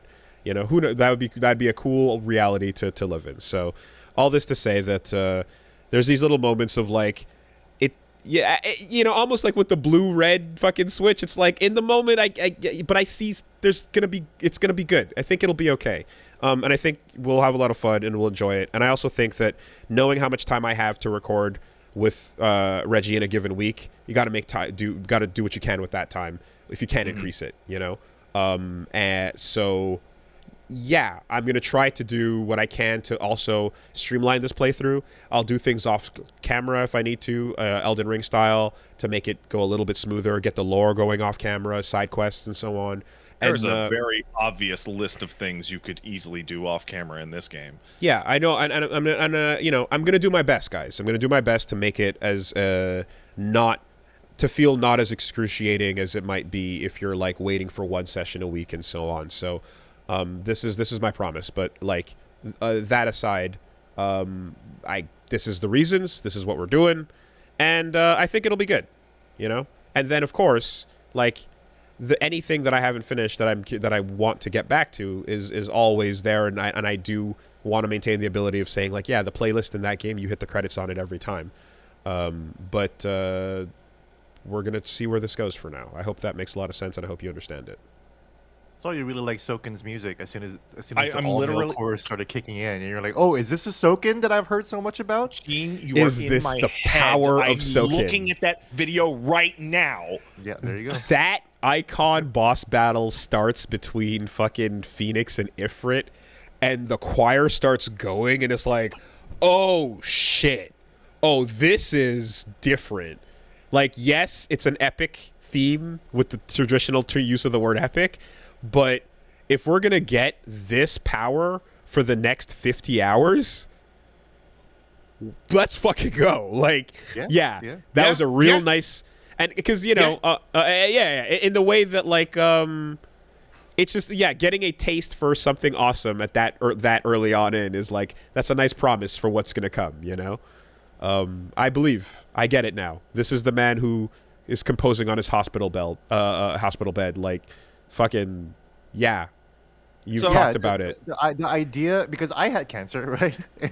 and so the idea that like you are doing anything while like undergoing chemo is like heroic, So the fact that he wrote this fucking music while he was doing chemo is just like I can't even imagine that. He wrote To the Edge on his fucking quote unquote deathbed, and he thought it was his deathbed, and it's like that is the best track in a game with over 1,000 pieces of music in it. It's unbelievable. That's crazy, man. And I like to the idea that it's like we grew up, you know, where like Uematsu was the name that you just heard, you know, and you know there would be these other names, and obviously like, you know, Michiru Yamane, you know, and Shogi Meguro, Matsuda, right? Matsuda, yeah, like you kind of just fucking you and it's like whatever the game is, you can trust that your ears are gonna be in for a fucking,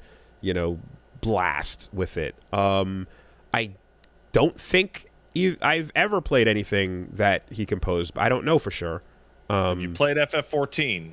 No. Is it just 14? It's 99% 14. Technically, the new Theater Rhythm game, and Mario Hoops 3v3. Okay, yeah. That's Because it. like, because yeah, Yoko Shimomura, of course. Like, because there's always that thing of like, oh, you might happen across, you know, this composer if you played maybe this random thing over here. But yeah, Mario fucking Hoops, that's hilarious. No, I've never played a game with Soken, so I was like, okay, that's another one that's gonna go on that list, and we're gonna see where this goes. I really, really hope as well that what we heard in that intro and in that battle was a leitmotif that will return in different formats throughout that journey. There's a lot of leitmotifs. Oh, totally. Yeah. Okay. So you guys played the fuck out of 16? Go! We're looking at the group chat right here. I got Woolie at the top, who played the demo content. I'm down here where I'm about 35, 40%. And then we got Gene up here, who has beaten the game for real. Gene, Twice. Twice now. I'm on Final Fantasy mode right now, the hard mode. Which, like, before we get off the music, I have to. There was an interview in which Yoshi P was talking about how Soken's instructions for a lot of the music was a lot more specific than usual. Usually, he would get, you know, for 14, he'd be like, "Yeah, do whatever for this." But they had a lot of like, "Oh, I want this type of tone. Like, I want a lot of it to sound like classical music."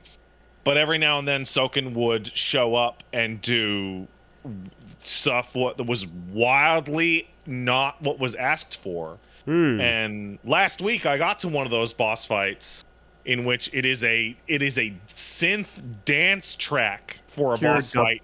Pure dubstep. Yeah, Pure and dubstep. and it is Okay. not what I expected for this boss. And I have been going back to it on YouTube to listen to it over and over and Me over. too. Yeah, when you say pure dubstep, you are not scaring me away. My eyebrow is raised and I am listening. It's good. Like, it is so good. It is so good. The musical presentation. Actually, no. Gene, back me up on this. The presentation in this game is so above and beyond absolutely everything.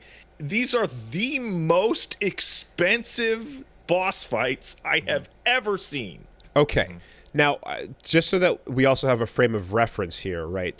My comparison point is as somebody who's played perhaps 30 or less % of the Final Fantasy series. Yeah. I've played perhaps 4 or so of them. For you guys, it's pretty much all of them, right? I've touched all of them at some point. Pretty much, yeah. Right, and then 11 for me. Yeah, that's it. Oh, Right, yeah, I never played 11 either. and the most important one being 14 as the creative business unit predecessor project, as well as, you know, everything else that is being cross promoted, including, I believe, what's the deal that we can currently get? A free month or so, or whatever's going on. You get a free month. Yeah, and you also you get a free trial that includes A Realm Reborn and the critically acclaimed Heavensward expansion for free up to level 60. There we go. Thank you. There's a voucher in 16's box for 14. Yeah. Yeah. So when you're talking about like how fucking good this shit is, you're comparing it to literally every other Final Fantasy as well, right? All the highlights Compared included. to like God of War Ragnarok, which is like, you know, this game makes God of War Ragnarok looks tiny. I have to agree. Wild. That seemed, well, I read that in your. I don't know if you said that on Twitter or you said that in your review, Gene, but I remember reading that and being like, "That's stupid. That is a stupid thing to say." Wild. And now I'm playing through these experiences, and I'm like, "I'm stupid. That was a stupid thing to think." Because it's big. Okay. But big with stuff, not big empty. A lot of stuff. Like, Woolie, do you remember do you know when people, you go, wow, that was incredible, and somebody looks at you and goes, that wasn't shit, just wait till the next part, and you're like, and you roll your eyes? Yeah. That's what Final Fantasy 16 is doing. That Phoenix Ifrit thing is weak as fuck. That's the ending sequence of Wonderful 101, where you go, oh my fucking god, and the game's like, will you shut the fuck up and just sit and wait for what we got in 30 seconds? You know, and you're like, I'm sorry, yes, yeah. Well, that's what I wrote in my review, that the fights in this game makes Avengers Endgame look like a brawl in Walmart. Yeah, I would agree with that. Because Avengers Endgame is tiny compared to the shit that happens in Final Fantasy 16. Okay. Yeah, the scale certainly feels like that. You know, like the opening point, obviously, you know, countries, lore, and then, you know, there's two obvious things you're gonna like that come up. One, Game of Thrones, in the terms of just like people sitting around and arguing that politics, which I love, but I also love the idea that, you know, based on from what I saw you saying on Twitter and stuff, that it's like, okay, there's a feeling of that Game of Thrones, but that gives way to hard Final Fantasy. Give it a second. Mm-hmm. Right? That's cool. I think Pat's already at that point, basically. So I'm not exactly there yet. You're getting there. But I can see the steps that we will be taking to get to the part where, yeah, get that Game of Thrones shit out of my face. It's time for magic and friendship. Right. Sure. Yeah. So yeah, I guess. Do you know approximately? Yeah, approximately where are you, Pat? Or like rather, what percentage? So the game has a really laughably obvious point in which to tell you how far along you are, and it's your upgrade wheel. Your upgrade wheel is telling you, at least, Gene, you can tell me if I'm stupid, but it seems like my upgrade wheel is telling me in no uncertain terms exactly how far left I have to go based on how much of it is empty.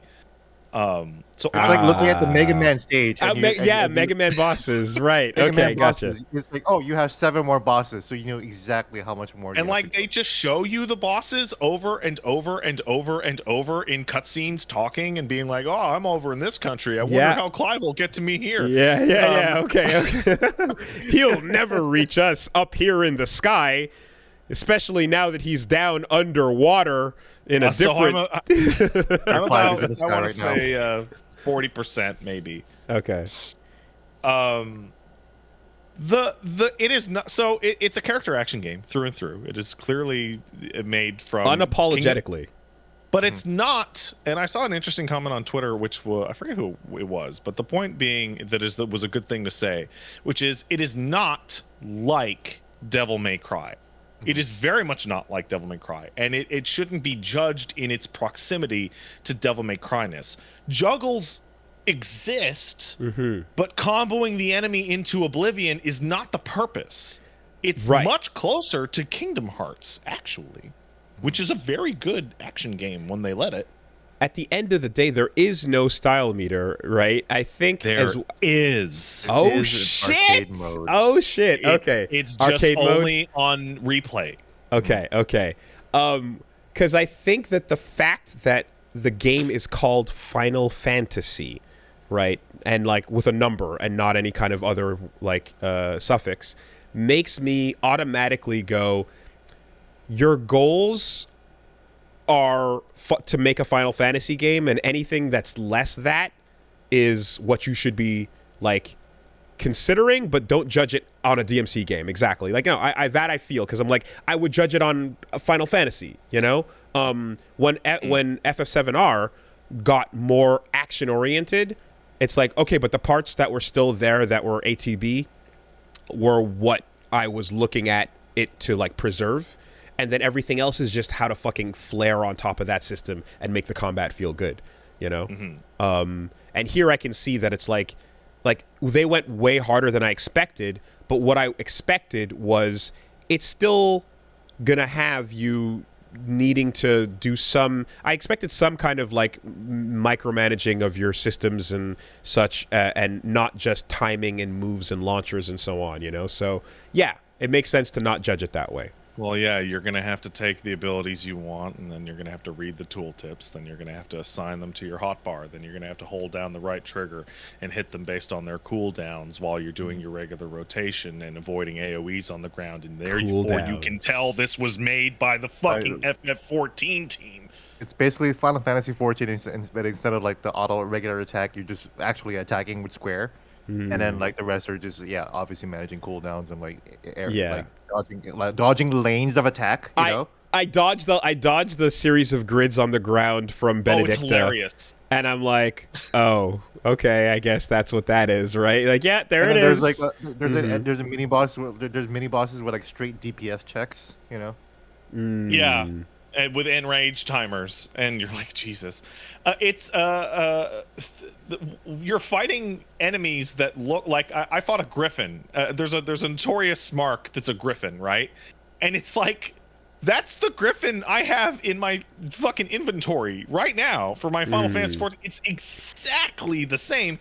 It's doing the same shit it does in the level 51 dungeon. When you fight it as a boss, it has the same dive attack, it has the same tornado.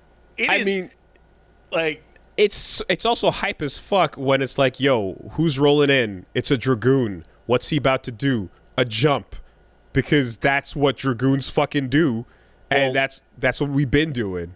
Not just that. Do you remember a long time ago when you were making fun of the Endwalker presentation and you were misreading character names that were going to appear in Endwalker? And you horribly butchered Estinian's name? No. Okay, well, you horribly butchered Estinian's name. Estinian is the Dragoon party member that hangs out with you in Final Fantasy XIV. They even go as far as to the Dragoon boss fight in 16 is his voice actor. Oh, wow. As the Dragoon you know. Okay. Interesting.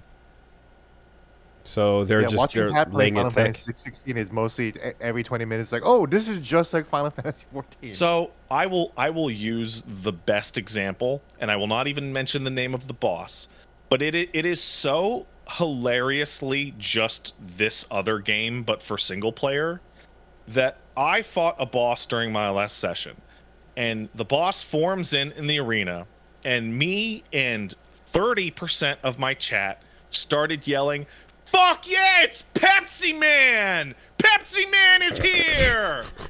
And everyone else goes, "Why the fuck are you yelling Pepsi Man? He's not even blue. He's not. The boss was not even blue."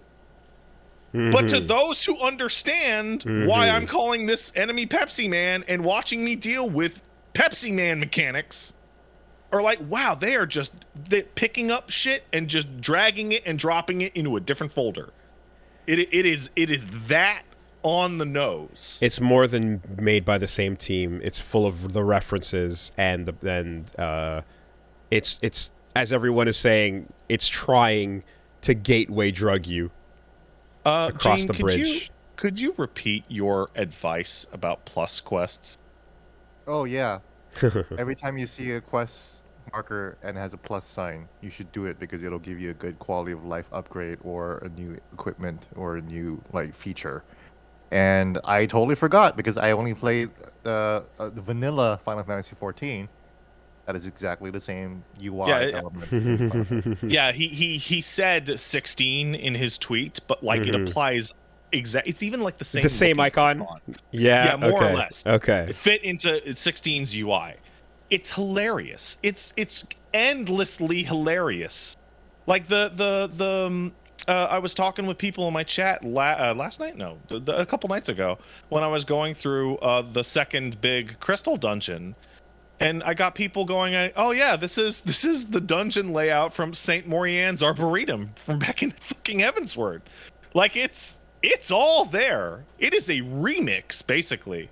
Like there were rumors about FF11 being turned into a single player game.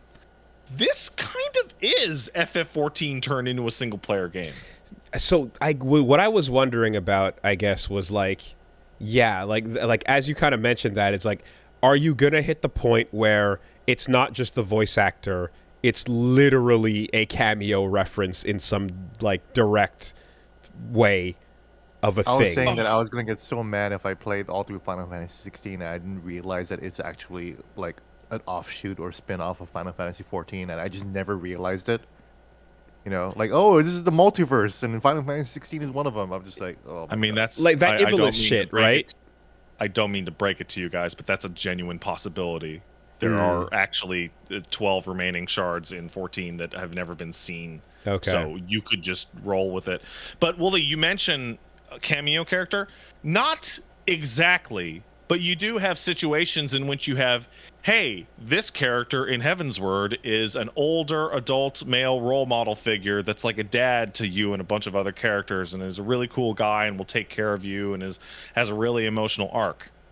Okay, here's the same actor playing Right. an right, older right, father right, figure right, to your right, character who will take care of you and has a really like And especially with Heavensward, because it's the writer of Heavensward that is writing this. So like, yeah, no, just copy paste it. It's good. It's fine. It's still good. so again, because I haven't gone through all of them, you know how like in FF6 the summons are like people you can talk to? They're like legitimately Oh yeah, they're the Espers, yeah. the Espers, Right, yeah. exactly. Are there, and then like in 9 as well, we're talking to Rama and things like that.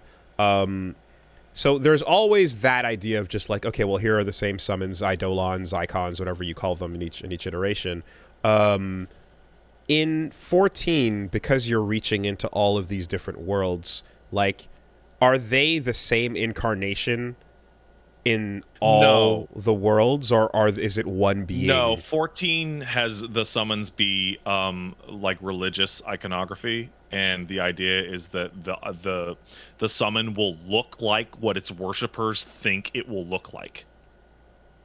They have no basis in reality at all. Okay. So and in some cases the same summon can be summoned multiple different times with different appearances based on who's summoning them and what they expect. Okay. So it's a lot of it is just like the belief and the religious worship it's will aspect. to power. Yeah, got it. Okay, cool. Interesting. When you talk about 16, Gene, back me up. We're working on DBZ rules. Mhm. Like the summons are Super Saiyan levels that period. exists yeah, you inside just- of you. Yeah. Okay. Yeah, because when they're going Super Saiyan, they're like, oh my god, he's going primal. And it's like there's like an actual like lexicon around like, you know, powering up as an icon. You know. Mm-hmm. But I mean, Like- so far, I mean, it's really early, but like they talk about like things that are like almost like, oh, the Phoenix chose you as opposed to me or whatever. It's almost like, well, I don't know if you're gonna say literally that there's a point where a being called the Phoenix is talking and going, I'm fucking picking that kid. I You have know? not encountered that. Yeah. It appears to be like an innate birth state. Okay. This kid has a tail. So when you're flowing in the you know the height of combat, I guess two things are: one, cycling through instead of like quick switching on the D-pad, you know, is one of those things where it's like, I wish I could go straight to the icon I want right now. No, you don't. But You don't. But the rotation, right? No, here's the thing. I only learned this a couple nights ago. You know Torgal button, right? Mhm, Torgal has a sick, and Torgal has ravage, which is Yep. the pop-up.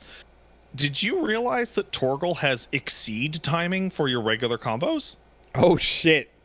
In So addition if to you your do- own little flame shots. If you do 4 squares in a row and then feather a Torgal as like an addition instead of the magic attack, then you'll get a punishing sick or a punishing ravage or a precision sick or precision ravage, which will be a different dog move, which will have different Different properties. They didn't have to go that hard. So yeah, you want that D-pad They for didn't dog have combo. to go that hard. And that's why, Woolie, that is why in the Benedicta boss fight, they show you dog combo. Right, as part of that sequence. Don't get rid of your D-pad. Okay. And then I guess my second question is, it's not the bar to compare. However, any good character action game will introduce your insane power level above the average enemy, and then introduce the enemies that can keep up with you, which I've already seen in the Iconic Challenge. And then introduce the enemy that will overwhelm the shit out of you and fucking keep up, right? And now you're dancing. And I know that when the Icon battle starts, it's a set piece battle. It's not the combat system fully... Do you know that? No, I don't. But I know I'm not saying nothing. I'm just asking if you really actually know that. I don't know, but I see a kaiju battle and I'm like, all right, we're gonna get like, a little cool Panzer Dragoon section, and then we're gonna get maybe even a little like whatever Bayonetta kaiju battle moment. What you're talking about the Platinum Games moment, right? Where it's like, oh, this is just the shooter now. Yeah, where it turns into a little something else, whereas the game systems are... Yeah, exactly. So I kind of like, for example, when I was fighting Benedicta, I was like, okay, we're going to fight on foot, and then at some point, we're going to pop off and take it to the skies, and then the money fucking goes nuts, The money goes... It does. Mm-hmm. Well, the money does go nuts, yes. So I guess I was just going to ask about, like, the on-the-ground challenge before the money goes nuts into the set piece. So when you think of mentally of like an encounter or at a big boss fight, and you're like, oh, now here comes somebody standing next to a big valve that says money on it and looks back and starts turning it. This is not that. This is somebody looking at it, grabbing it, and throwing it down as hard as it can so it starts to free spin. It is one of my only problems is like the game has like two budgets. There's the budgets for the shit that matters, and there's the budget for shit that doesn't, and it's worlds apart. When it basically reverts back to Final Fantasy 14, right? Yeah, no, like, oh man, like dead on animations, like people waving their hands around, Okay. Like all the like the side quests that are clearly being written by Koji Fox because they have names like Cock and Balls. Yeah. Nothing in the demo showed off any like low budget moments. That's right. It didn't. It was all front end, like through line, get you onboarded, right? And I guess like when it sat on that map for a minute, I was like, oh, that's interesting, because I guess my thought is that I would expect Final Fantasy to have you on foot for a while, and then eventually that opens up and you do the full travel thing. But I guess here you might be doing that a little sooner than you think. I don't know. That's how you get around. Okay. It is a Final Fantasy Tactics ass map. Okay. I appreciate the quick active time lore button.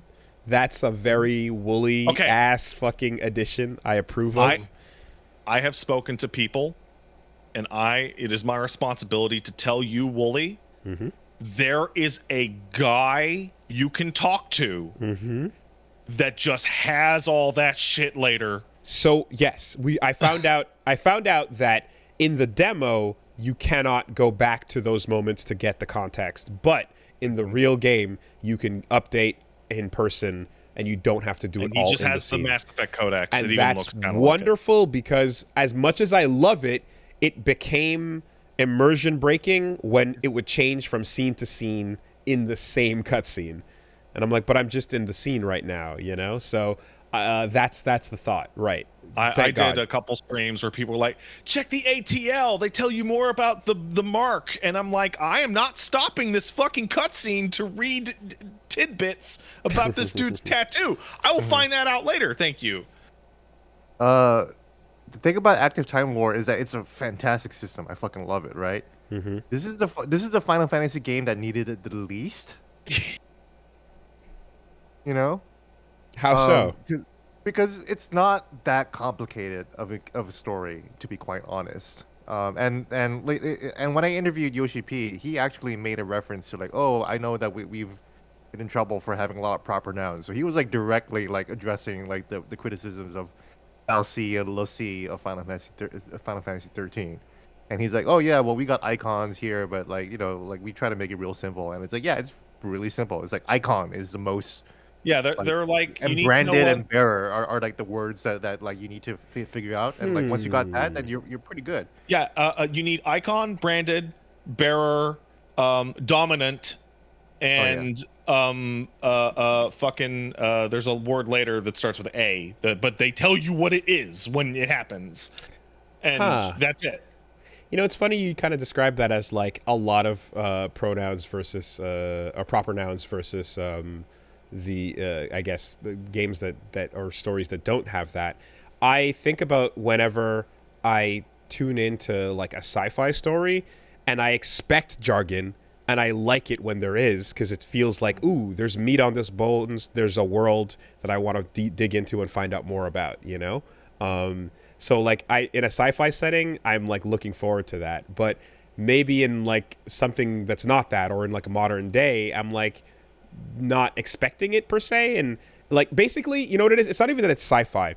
Because I'm looking in front of me there's a Disco Elysium fucking curtain in front of me. And I'm like, in Disco Elysium, I love the jargon of the world and the places I don't know. And the things and the concepts of, put your brain in another place and think about the pale, you know? Like, it's this, how fantastical the setting is and how much they want to take you there. And they want you to immerse you in that setting. I accept more jargon for that payoff, you know? Mm-hmm. And if the story is much more simple and character driven, then yeah, it doesn't have to be there. It's really fascinating because it goes way out of its way to be incredibly simple to understand, and the core metaphor of everything about summons / icons / dominance is incredibly clear. It is so blatantly obvious down to the language they use. When you transform into an icon, they call it priming. And the icons are viewed as weapons of mass destruction, aka nukes, and all the language around them supports that. It's very clear. There's no confusion. Within the first cutscene of the game, you are watching a battle in which people are bringing out nukes, and it was a bad idea. Right. I mentioned, I'm like, yo, vibes of that Lost Odyssey intro, where you have a war and then the mages in the back kind of rolling up. Yeah, and then also like you really quickly just establish people, characters, and places. You got fucking characters yelling fuck, you know, and all that to establish the rating that we're rolling with. And then like 2 scenes with your mom, and you're like, okay. Oh, you're like the worst person that's ever existed in the whole world. Understood. Yeah, just established, you know? And I saw someone say that they do a good job of like there's someone in FF14 that's similar to that energy, that like they've had experience or setting this kind of like how do you establish a humongous bitch, a turbo bitch in a fucking 30 seconds, intro. A long amount of practice with Stormblood's characters. There is a lady who is running the government who is the most monstrous bitch that game has ever seen. Okay. And there are the coloring is even purple on both. Like, it's okay, I get it. You were practicing. Got it. What we'll say about the active time war later in the game. It's good, Pat, that you're not reading it, because later in the game they actually fuck up and it spoils you. It spoils you on a plot thing before it happens. So were you using it in every scene? I did not use it in every scene, no. Okay. Just as in moments of confusion, like how did you use it in the end? I used it mostly to be like, okay, what is the game saying about this character now that this happened? Basically. Okay. It's kind of interesting because sometimes they would even like tell you the mind state of the character, which is a little bit more than you need, I think. But it's fun. It's good. It's great. Yeah, I actually started to use it a lot more towards the end. And that's because I was like, am I really following the story right? Is that what's going on? And it's like, okay, that is what's going on. So. If motivations change and someone gets lost, I guess the idea is like, now that this has happened, this person is doing this or is thinking that. Basically, Yeah, okay. There's Gotcha. also some features later on in the game that take like absolutely exhaustive detail to make sure you know absolutely everything that's going on in every country and every location with every character. And I'm looking at it, and it's a really exhaustive system. And I have to agree with Gene. It's like, but I don't need it. I understand what is happening. It's really obvious. You don't need it. Like it looks so confusing, but it's like actually pretty straightforward. This person loves that person. This person hates that person now. That's it. Like it goes all the way to like relationship chart with like the lines of like this person doesn't like this person, and it's like, yeah, I know. I know, dude. So as an outside observer as well, when I look at Final Fantasy, I think of the first like 6 games as bright and colorful Amano characters wandering through a painterly world, right? Yeah, I would say, yeah. And then when I think of like 7 and up, well, 7 is a particularly like, steampunk tech world and all that, but overall, there's definitely that impression of like, here come the fucking anime hairstyles and the wild, young, plucky characters that are like attractive and powerful, doing the modern Square thing, right? And you don't really get. I haven't seen anything that feels like is not that up until I guess Gritty Clive, right now. No, it's pretty grounded. It's very Tactics and 12 and Vagrant Story. Like a huge proportion of the cast is in their 30s. Yeah, so that's what I'm kind of getting at, I suppose, is that like even in 12 when it's like, okay, there's Fran and Balthier and all these other characters that are around that are pretty awesome.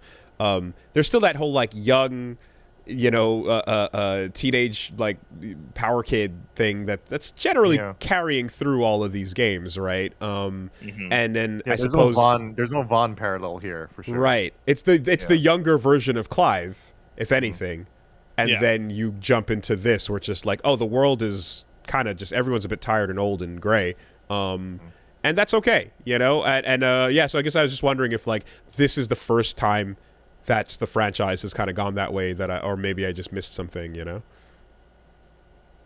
No, like you're dealing with guys. I mean, you saw Sid in the iconic challenge, right? Sid's like in his 40s, and the dude fucks. Like you're constantly going through the game, being reminded that this is an old guy who fucks all the time.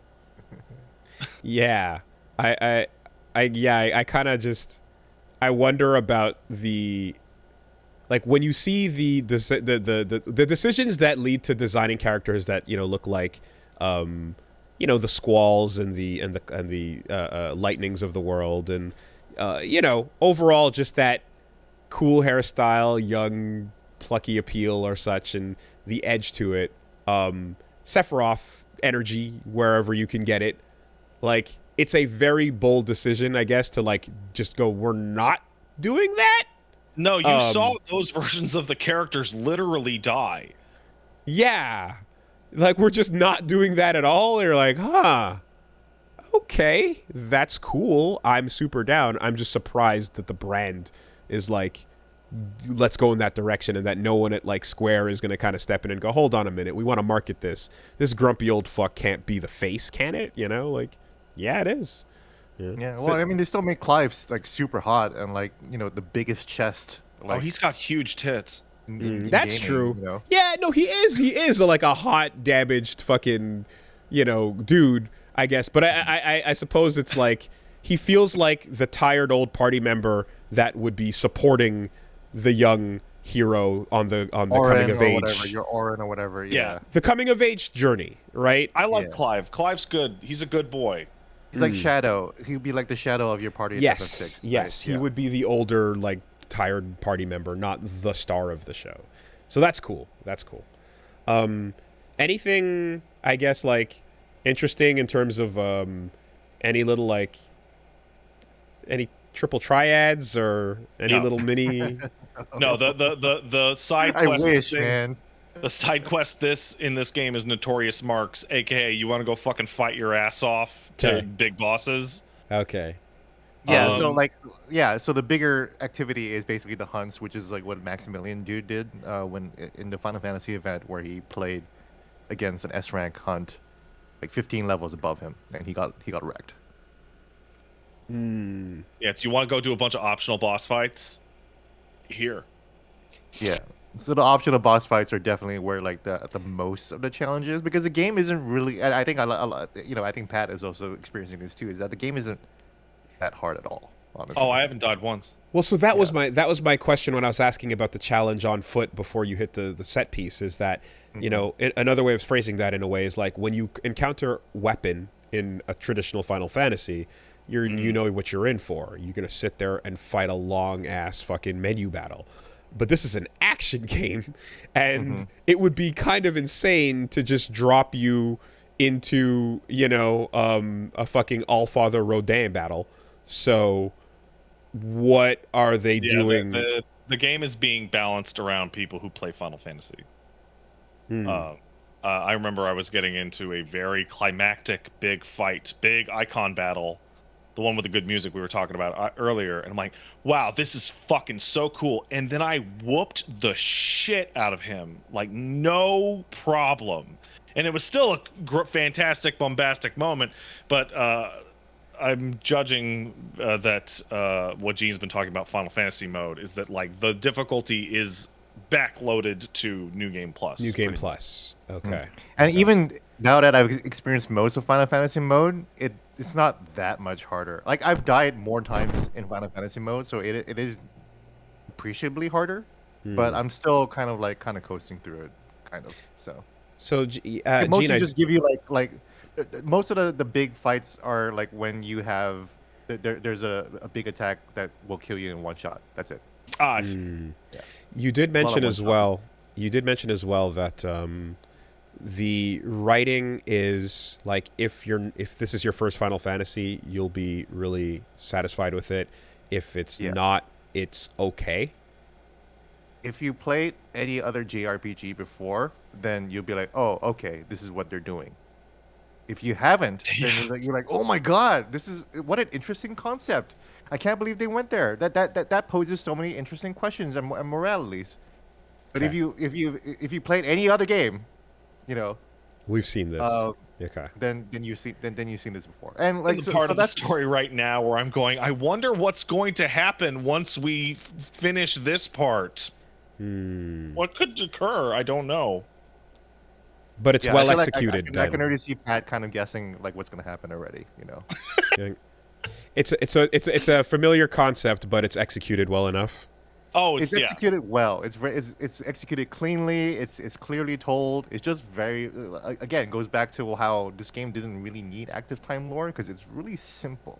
Really simple. There's very few situations in which I ever had to be like, who the fuck is that guy? Because they'll cut to like, a bunch of old ministers arguing about bullshit around a table.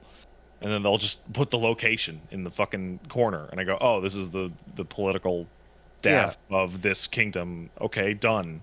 I don't need to know their names. They're not important. And what do you guys think of the future of Final Fantasy looking kind of like this for at least the next couple games? I think that's a good idea. I'm okay with it. I've talked about it before that like they've been forever chasing the Advent Children dream of making video games that look like that. That's it. That movie. That's it. And so now they try to do. They were pretty close. Well, they made Dissidia, which is pretty much that, right? But then they haven't made a story-based Final Fantasy game, and 7 Remake and 16 are two different solutions to the same issue that they're trying to address, or the same desire that they want. Yeah, it's a good observation that like you're pointing out there, where it's like when everybody is looking at like what they're trying to direct and what everyone is impressed by is like the high octane, cool, well choreographed fight scenes, but not everyone wants to actually have to do all that manually. But it is true that character action in terms of like how you give freedom to the player is best suited for controlling a scene that actually is that insane instead of watching it, you know? It's a way of putting a HUD over what would otherwise be an impossible to think of sequence in a video game, you know? So yeah, as long as that goal is to deliver on that, then I think it's rad as fuck as well. But surely, you know, they're gonna tweak and experiment and find new ways to, you know, perhaps like make something that's more team oriented if that's the goal of the combat or whatever. Because thinking about as well the edging up to this with FF7R and with the way 15 played as well, you know, where you're like yeah, like the step up to character action has been in the cards for a long time. It just wasn't the full commitment until this point. Yeah, I think the thing that was pointed out as well is that it's not like it's a bad time for traditional RPG fans as well, because Tokyo RPG Factory and a lot of the other classics that are coming out now are also like, whether it's remakes of them or new ones, there's stuff that's very traditional that's available as well in the old RPG style. So Final Fantasy going where it goes and then those things still existing for people is overall like you're eating well, you know? Personally, sorry, after Eugene. Oh, go ahead, Pat. Personally, my excitement for a lot of the future of Final Fantasy is that I fully expect a massive majority of the features I'm enjoying in 16 to be part of the announcement of the next 14 expansion in a couple weeks. I can see active time lore. I can see everything you talked to Vivian about being added into the patch cycle, because it seems like, you know what game fucking needs that shit? 14 does. Oh yeah, Vivian is a character that gives you the lore dumps of like what all the different countries are doing. Like she's like your go-to for like, okay, what's the status of the nations now, you know? Right, and like the 14 has a lot of parts in it, and was like, no, I'm juggling like over 150 characters. I actually could genuinely need a chart, please. Whereas 16 doesn't really need it, because it's like, oh, here's your girlfriend and here's your friend. So there's no in-game 14 wiki? No. Huh. It's buy That's the book. wild, actually. Buy the book, loser. Jesus Christ. So okay. buy the second book, and it's out of stock, and the shipping's $400. Which is why it's so hard for me to get back into 14, because it's like I have no idea what happened in a Realm Reborn. I barely like paid attention, even you like, know what I what? was playing. You know? Fine, I can just tell you it'll take 5 minutes.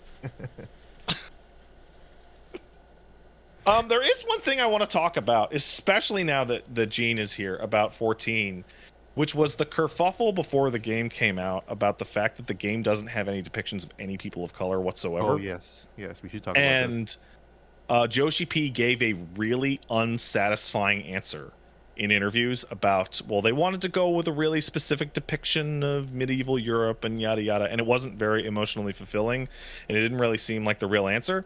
I don't believe it is the real answer. Gene's gone through the whole game. I've gone through plenty. It becomes fairly obvious why they would have been very, very uncomfortable including large amounts of people in color this game. It would have gotten on the news. It would have become like a massive shit show scandal. Woolie, you're aware of the opening scene in which you talk to a bear and the bear is too afraid to talk to you, right? The water bear who won't even speak to Clive in the intro. The guy with the tattoo, the guy who do you have subtitles on? The servant, the servant. Well, the slave. Subtitles list him as slave. He's not a servant. He's a slave. Yeah. Yeah. So that's what the world is. Yeah. The slavery plot in Final Fantasy 16. Yeah. Go. Yeah. And it goes and it goes. Oh yeah. I could feel that. And I'm sitting here and I'm like, if either people on the side of this scene were people of color, people would snap that and throw it up on Insta or fucking whatever, and then that would get picked up by local news and everybody go crazy. Look, I know, I almost immediately was like, I called them like, okay, are we gonna just go straight to Saint Louverture? Are we going straight to the history of Haiti and the fucking wild, violent slave uprising for freedom based on getting the weapons from the fuckers that are imprisoning you. Like I'm looking at this going, oh yeah, right off the bat, the energy of the ones who are the slaves have the extra power, you say. Well now, right? Because there's always two types of settings. There's the setting where the ones with the extra power say that we're greater than you and we're going to oppress you, those who have no power, and we can live in Magneto world. Or the other way around, you guys are scary, we're afraid of your power, so let's suppress it. And then you go the other way, and like obviously the moment they go, wait, what if I didn't do that? And yeah, like I feel it. That's my issue with the story. And Pat, you're far enough where we can just talk about this freely, and it's just whatever. But it's like I guess I don't understand why nobody else before Clive decided, or Sid, whatever, decided to do the uprising. I guess because you're the ones who control fire, and So I'm not saying that like obviously. I don't want to be like Kanye West and be like, why didn't they just like free themselves? You know, I'm not doing that. You know. So the game from what I can pick up, freedom was a choice, Clive. Freedom was a choice. Freedom was a choice. Yeah. Exactly. The game tries to. There's a lot of good things about Annabelle. There's the game really. I love Annabelle. The game tries to put the pieces in place to be like, why haven't there's been an uprising? Every single person that you run into that is a bearer is a downtrodden fucking husk that is being worked to exhaustion/death and can barely feed themselves. They point out in the story that Rosaria, the country that Clive is from, is the only country in the world that sees bearers as anything other than like subhuman non-animals. Right? And Clive is the only person you see in his whole country treat those people like anything less than trash, because Clive is a good boy. Yeah. Well, I guess the thing is always just like, then turn on the good old RE5 slider and do a population fucking pigment randomizer and just drop that filter on the NPCs and get what you get. You know, I don't know. Yeah. I do think there's also a lore reason later on that it's all just white people. But it also makes the all white people thing makes it interesting, because it's like you're talking about the people sitting around the table. It's like I can't fucking tell any of these people apart. You know, like they all just look like regular white people to me. You know, there's a second part to that. I'm looking at the random. So you're describing like the non-named white characters, like all the politicians and all the random characters. I fucking bet you anything, I recognize a lot of those character face archetypes from the 14 character creators. Jesus Christ. Okay. Yeah. There's a Woolie, you might want to even go back and look at one of your clips. There is a guy in the very first table scene where Benedicta and Hugo and all those people are all arguing about the war. The first guy that stands up has a big beard on his face. Dude, that is a 14 character preset. Oh boy! The guy that Hugo tells to sit down. The guy. The Hugo big guy tells to sit down. Yeah. That guy's beard. That is like Midlander face 4. Okay. Yeah. I think those characters are being built by template. I mean, ultimately, just don't Elden Ring me and tell me that look, the setting where we live is just one where it happens to be this way, and they just don't exist. But you know what does? People made of literal rock. Okay, so I think they just didn't want to do an interview in which they said out loud, we are scared of people being mad at us if we show horribly violent slavery depictions of people of color. Right. It just goes and like, man, I played like the last 2 sessions were just non-stop nightmare shit, and I'm just like, man, I don't think they did not want to have to deal with that. They would have. Because there's a definite part in the beginning of the game, near the beginning of the game, where it's like, this is the racism part. This is the part where you learn all about the racism. This is where Clive learns that racism is wrong. Yes, and slavery is wrong, and then so that's why like when you enter the world, like the music is like a droning like E minor, like I'm like, what the fuck is going on here? Like, is the world about to end? Like, What's happening is going racism, on? Gene. And then you realize, oh, it's the racism all around me that's establishing this mood. It's like racism is the audio equivalent of like the yellow Mexico filter. Yeah, Sure, basically. sure. Soken is hitting the theme of racism right now. and Yes, going- Yeah, he's, theme of racism. he's Yeah, made theme of themes love of and then the theme of racism racism. before. He knows. Got it. Got it. Anyway, game's Okay. cool. All right. All right. It's got dog combos. That's a big sell. And yeah, and Yoshi- you get and, introduced to like pupper version as well, just to establish like, okay, you care. Now here's fucking Poppy, ready to jump up in the air with you and finish off your combos. I felt like there was an exceed already in the form of shooting your little flame in between your swings. It is, but you can use the dog as an ender instead of that. Fantastic. Okay. I keep thinking about what Suzuki said about how this is his masterpiece, and it's like was he just hyping or does he actually believe that? Because it's like this is different from Devil May Cry 5. I don't think it's as good as Devil May Cry 5, but I It's think not it's as great. good, or it's not as complex as Devil May Cry 5 because in this game you don't have directional inputs. There are 0 directional inputs, And there's no pause And combos either. but there are no Oh, dog okay. combos in Devil May Cry 5. Okay. You know? Yeah, he's right.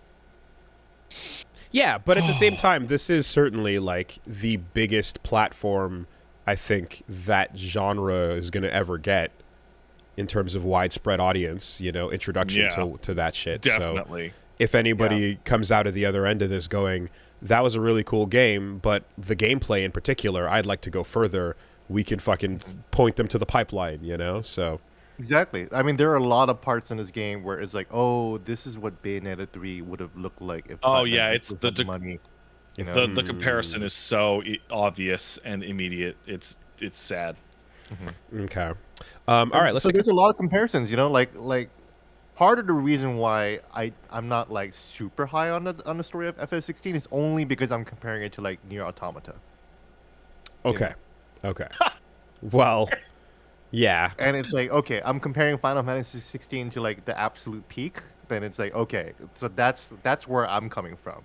you know? Okay. And what I would expect is a comparison to FF14 and by extension 15 and by extension, like Yeah, it's way better than 15. Oh, Yeah. fuck yeah. Oh, my Easily. God. Night and day. Not even It's not even a close. question, And I love 15, but Yeah, it's not even 15's a about question. hanging out with your bros, but guess what? I like my bros better in 16 than I did in 15, so the only thing it had going for it is already lesser than. okay.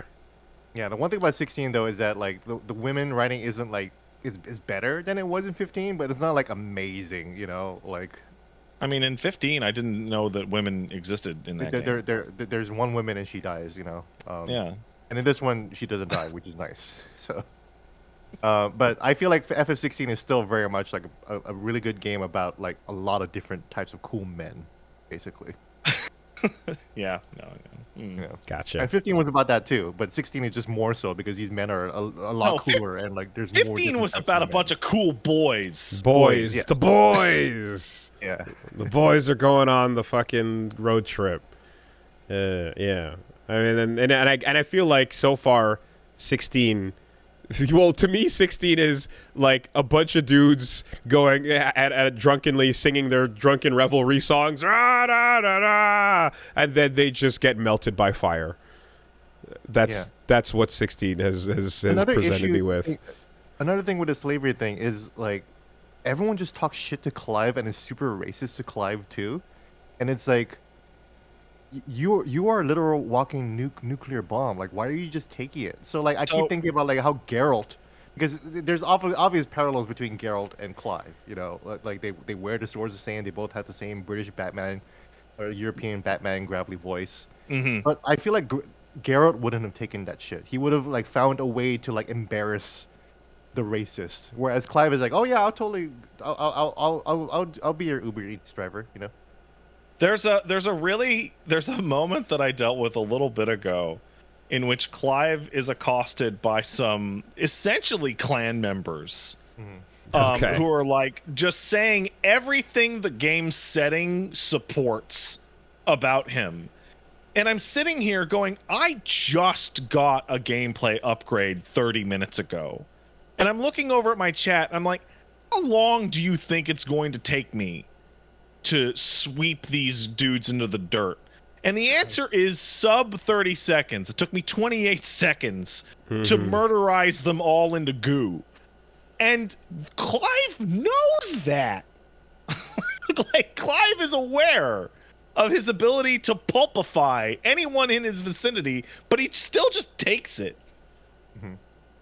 Interesting. And I saw that fight when you did that, and that was when I made the observation that this is basically the same thing as a Yakuza Like a Dragon game.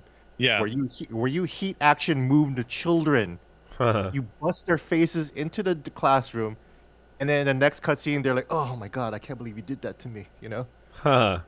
It's like there's that funny little video game disconnect that you have to get used to, you know? Because like the way Pat styled on these racists is like he was like nuking the backyard. There was fire and brimstone everywhere.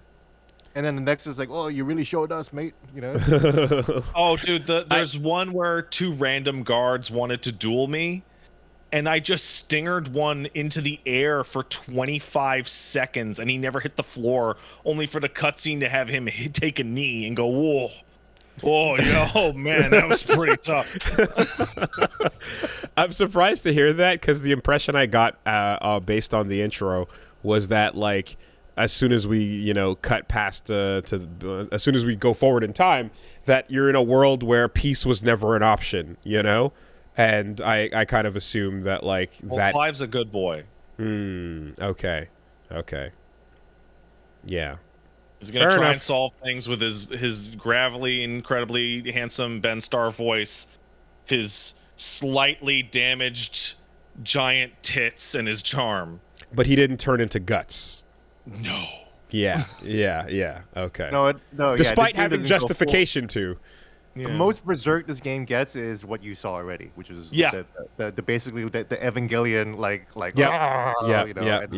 cut fly me to the moon, in the intro. Hard cut. Exactly. Yeah, that's exactly. Cool. All right. That's as good a place as any. So let's take a quick break and we'll be right back.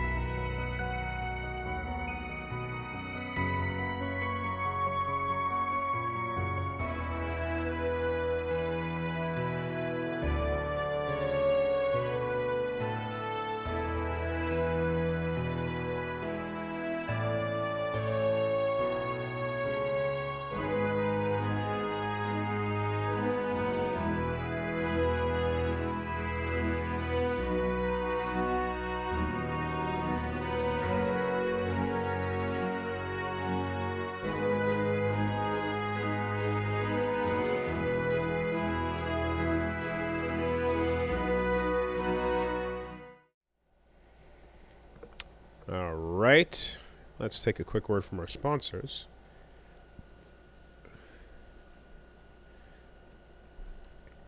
This week, the podcast is sponsored by Factor. Factor. I've heard of them before. Yeah. It's kind of like the X Factor, but for food. for food. Yeah, no. So basically, Factor is the #1 ready-to-eat meal kit that can help fuel you up.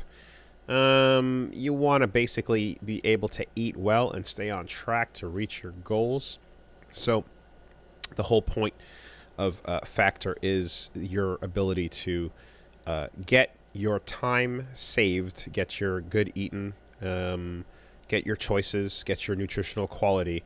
Never frozen, always fresh, and stuff that's ready to eat in just 2 minutes. So you heat it up and you enjoy. I know that it's been a very important thing to pay attention to my food recently.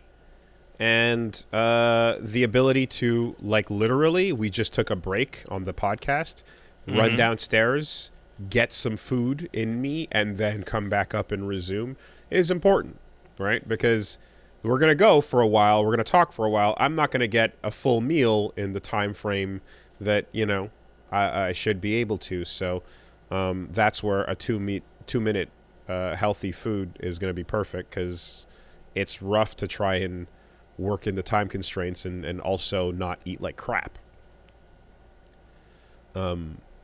Yeah, so they've got calorie smart meals that you can get dietitian approved, around less than 550 calories per serving, even if you're taking a look, which is right around some of the goals that I'm trying to hit with my current intake.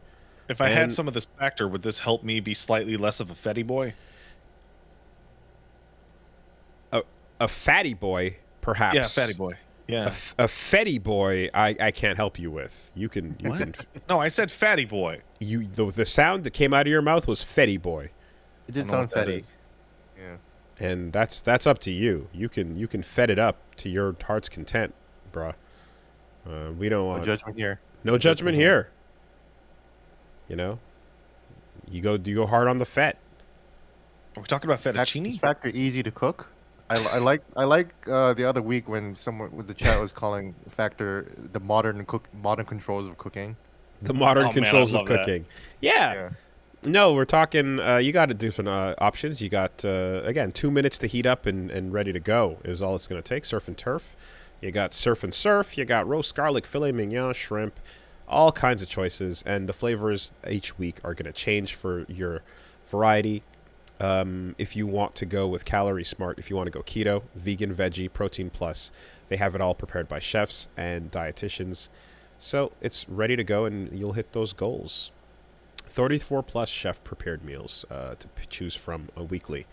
So yeah, head to factormeals.com/castle50 and use code castle50 to get 50% off your first box. That's code CASTLE50 at factormeals.com/castle50 to get 50% off your first box. Thank you, Factor. Thanks, Factor. Thank you, Factor. Sure. And this week, the podcast is also sponsored by Bombas, and they're in the business of getting you good socks, man. It's simple. I need new socks. It's simple. You want your feet to feel good. Blisters suck. Ankles that get damaged because of bad socks and no arch support sucks. Socks that don't have socks that do have a seam at the toes are garbage. You poke a hole in them, now your toe's exposed, and from there you got to deal with, like, you ever have that thing where it's like the sock is so bad your toe's sticking out, and then like the front of your shoe is chafing against your toenail, you know, or the front of your toe. I will just not leave the house in this situation. It sucks, man. No good. Worse yet is when the moisture starts getting in there, if it's raining or something, and you're just like, you hate life. You just start regretting everything. Listen, don't get trench foot. Use good socks. This is what it is. You want to wick that moisture out of your life with Bombas's moisture wicking technology. and get the seams out of your life because they have a particularly awesome designed basic sock that's going to cover your full foot, keep it feeling good and smooth and soft. Not to mention, of course, they've got the breathable yarns, different silicone grips and colored designs to prevent slipping and sliding. They got a happiness guarantee on them. If you want to return, exchange, or replace, they're ready to help you with that.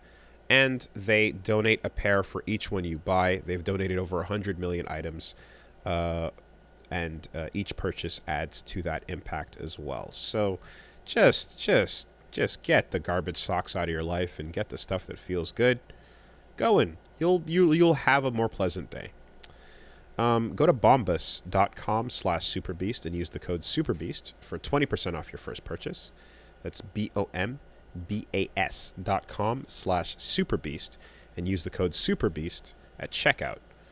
Bombas.com/superbeast, code superbeast. Just get the good socks, man. Starts there. You'll have a better day. I know I do. I love you, Bombas. Thank you, Bombas. Actually, you do need new stocks, so that's helpful. Okay, so is there anything not FF16 related that's interesting that you've been up to, Gene? Not really. I'm finally trying to earnestly get into Diablo 4. I put that off for a long time, and I also want to get into Street Fighter 6. I want to do my own world tour journey, which I've only done the beginning of. I got to the part where you have to travel across 2 different cities to get the Gucci bag, the fake Gucci bag. And that was about as far as it got, basically. I think that's like my favorite part of World Tour is everything about that Gucci bag is the stupidest fucking thing in the world, and it's so funny. Yeah. It's such an expensive looking bag.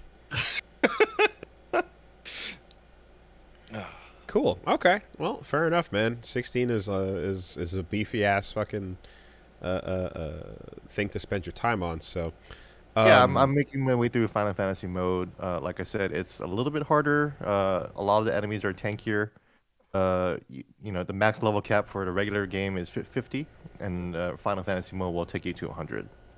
And 100, huh? Wow. Not 99. Holy shit. Yep. All the way to level 100, and you know, the first enemy you fight in Final Fantasy mode is level 50. So okay, it just scales up basically from there, and then like all the weapons that you're getting now, there will be better versions of those weapons in New Game Plus basically too. Okay. The enemies are really tanky, but all the enemy encounters are remixed, so that's fun. So you get a lot of like interesting mini bosses early in the game, and so all of that just makes it a lot more fun. And you have your full kit at the right at the beginning. So that's awesome. That keeps it always interesting. Nice. So the Gerudo fight, you can fight her with like Bahamut and Odin powers. You know. Is there anything changed about them when you're going back around New Game Plus? They do have new moves. Fantastic! Yeah! They know. Like, you have never done that before, and they hit really hard. I'm dead now. Yes, so. They know. They did their homework. Homework. That's great. Yeah, this is a solid New Game Plus mode. So that's why I'm having fun with it. Mm-hmm. Okay, Pat. All right, so I have some life interests to discuss that are not related to video games. First things first, Paige and I have embarked on transforming me into a stereotype, in that I do actually need to get new socks. I need to get white socks. I now have a bunch of shorts, and I have New Balance shoes to go along with the dad look. I am also now happy to report that my son's ultrasound came back, and his legs are appearing more normal. Not as baby legs. He may be free of the curse. Maybe. Okay. Here's hoping. Okay. Now, baby legs would be normal for a baby. Yeah, but we're taught there was some baby legism in one of those ultrasounds of particular baby legs, but looking more normal, 30th percentile now. So Let's go. The idea that my boy will be the first boy taller than his father in like 100 years in my family would be pretty cool. Page That factor. would be nice. Yeah, the page factor. Yeah, no, that Bro, would all be on page. He might be able to defeat you. I also recently, you know, what with me being a little overweight and, you know, having a boy on the way, I decided to go ahead with and, you know, the fact that I you know, the candy and whatnot, I decided to go ahead and get a preliminary sugar test just to make sure, only to find out that life is not fair and that my sugar is completely normal, despite all that bullshit that you saw me do, Woolie. Woolie has seen me do a lot of stupid sugar-based bullshit over the long time that I've known him. I mean, it really kind of just comes down to ripping open a bag of reasons and not stopping until, like, something physically restrains you. Yeah, there were some mistakes made, and for it to come back as totally average is not fair. Okay, well, damn short. So maybe. Some of us have to fucking earn our keep, and others get a nice, you know, ride to not Diabetesville. I'm getting a free pass on this one, but I can't reach some of the shelves in my own house. So you know, that's like when I was getting scanned for cancer, and I asked, you know, because I smoked for like 22 years, like heavily, and I asked what my lungs look like, and they're like, "Oh, your lungs are fine." I mean, I don't mean to be too derivative, but like, isn't the lung cancer rate for Asian Americans like basically nothing compared to white Americans? I guess so. Yeah. I mean, like my grandpa like had lung cancer, but he was also 92, so he was like, "Fuck it, I'm not quitting." You know? your grandpa kept smoking with lung cancer? Yeah, he kept smoking. He was like, "Fuck it," you know, like I'm about to exit. It's fine, you know. Jesus. I'll go smoking again when I hit 75. I'm like, fuck it, it's fine. I don't care. Yeah, I've heard about stuff like that, and I mean, I guess whatever. Like, you know, different groups and ethnicities tend to, I think, have different, you know, proliferations of certain things, and I mean, certainly diabetes is no stranger to the black community. In fact, I believe we call it the sugars. You know. Like, I'm going to have a heart attack. I'll live. You think it's going down? I'll be fine, but I mean, it's gonna happen. What else? I heard anyway, I heard some wild shit one time, and I don't even know how real. Anyway, whatever. Moving on. It's fine. Go on. So, my wife and I recently attended a prenatal class. You know, learn about the incoming birth and, you know, things that we can do to prepare and all that. And we were hanging out with a bunch of other expected parents, which is one of the first times that we have done so, right? And you get that feeling. Pages in the chat. Birthing class, right? You get that feeling that you're kind of just not like other people sometimes. So, you know, it's very calm, it's very, you know, very open, very accepting, and the nice lady she's a doula, going through, you know, the things like, "Hey everybody, what's your name, and, you know, what are you worried about, and, you know, where do you draw your strength in life?" You know, and we're going down the list, and people are like, "Oh, I draw my strength from my breath," and, you know, this family's like, we draw our strength from God." And then they turn to my wife, who, no shit, looks at them and so, "Oh, I draw my strength from spite. I view labor as an adversary to destroy in order to get my baby." That's fucking metal. Let's go. That is fucking sick. Just everyone has like a little chuckle, but it's like, oh, this is one of these things is not like the others. That rules. Let's go, Paige. Fuck yeah. Yeah, just a fun little interaction, and it's like, it's yes, Paige, you will win. It's true, but still, it's just a fun little thing. As for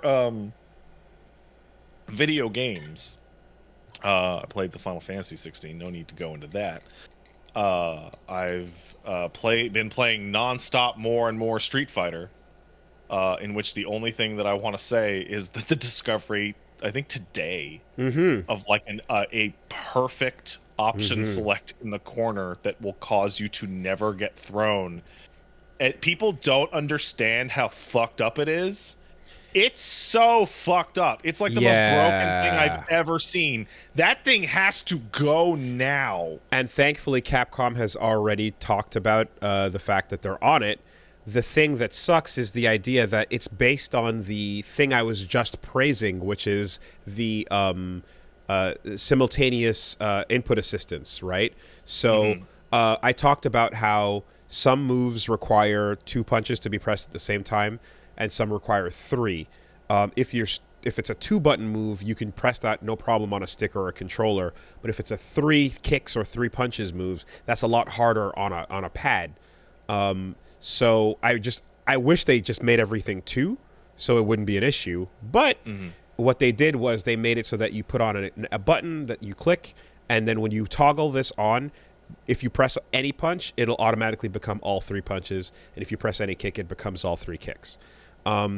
Useful because if you press in previous Street Fighter games, if you were to press all 3 punches and all 3 kicks, you would usually just get the heaviest button out visually, as that's the priority, but then it's just it's registering all 3.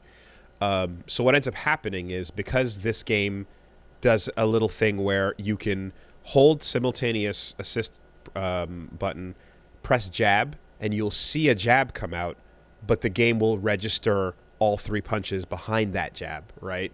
That means that if someone goes to throw you and you are holding heavy punch and heavy kick, and then you press the assist button, it turns into light punch and light kick, which is how you tech a throw, but it doesn't actually make you do it. It just puts the input out into the world in a way where if you're getting thrown, you'll get to break that throw. So that's a bit complicated, but essentially it allows you to perfectly hold block, and if someone tries to throw you, you automatically break the throw. And if they try and hit you, you'll keep blocking. Yeah. So it's a very serious problem that needs to get fixed. And the fact that they've answered immediately means they're going to probably deal with that and roll out a patch, even if it doesn't involve any other changes. Because balance changes, things that affect characters, you want to always be like, maybe give it some time, choose how to handle that with the season, maybe when the new characters drop post-Evo. But when it comes to like massive bugs that are like huge problems that can break the way the game plays or combat the systems involved, you have to address that much sooner, you know? This is one that, like, them giving an answer right away, it kind of implies we're probably going to see a rollout real quick. Strive had a similar thing as well that was patched out very fast with the, I think it was like proximity faultless defense, or there was a Roman cancels. Like there was an early bug that kind of got patched out like within the same week, and people didn't even have a chance to like do any tech for it or so, because if you had to ban that button, that would really suck, because that's an in-game setting that you can use, and it actually helps for characters that require 3-button inputs, and taking that away would be pretty shitty, you know? So yeah, hopefully that comes soon. I also want to give like a shout out to the state of the fighting game community in general, because Woolie will remember this. I'm sure Gene does. Historically, like 25 years ago, the way to deal with this bug was to never tell anyone about it for as long as you live. Save that shit for nationals. And have people go, wow, this guy is incredible at teching throws in the corner. It's crazy. He does it every time. Right. Okay, so I need to address right off the bat, there's a story going around that says the button is already banned. Apparently that's not true. So if we have to get into the nitty-gritty on this, the Japanese CPT rules state the list of buttons that you can use and how they apply, including, or not including that button, but listing that it just uses whatever in-game control functions are available. Meanwhile, the English CPT rules do include use of the simultaneous assist button, and they also mention you can't do anything that's not available in the already selectable game button prompt choices. So because simultaneous input is not a system level thing or a console level thing, it's an in-game option, and it is listed on one of the CPT rule translations, we can assume that it is in fact allowed. So that is not a real story about it being already banned.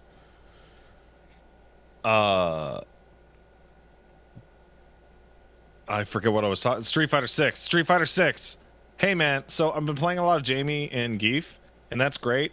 And then I hopped on to DJ and did my placement matches with DJ before looking at DJ's command list and got diamond.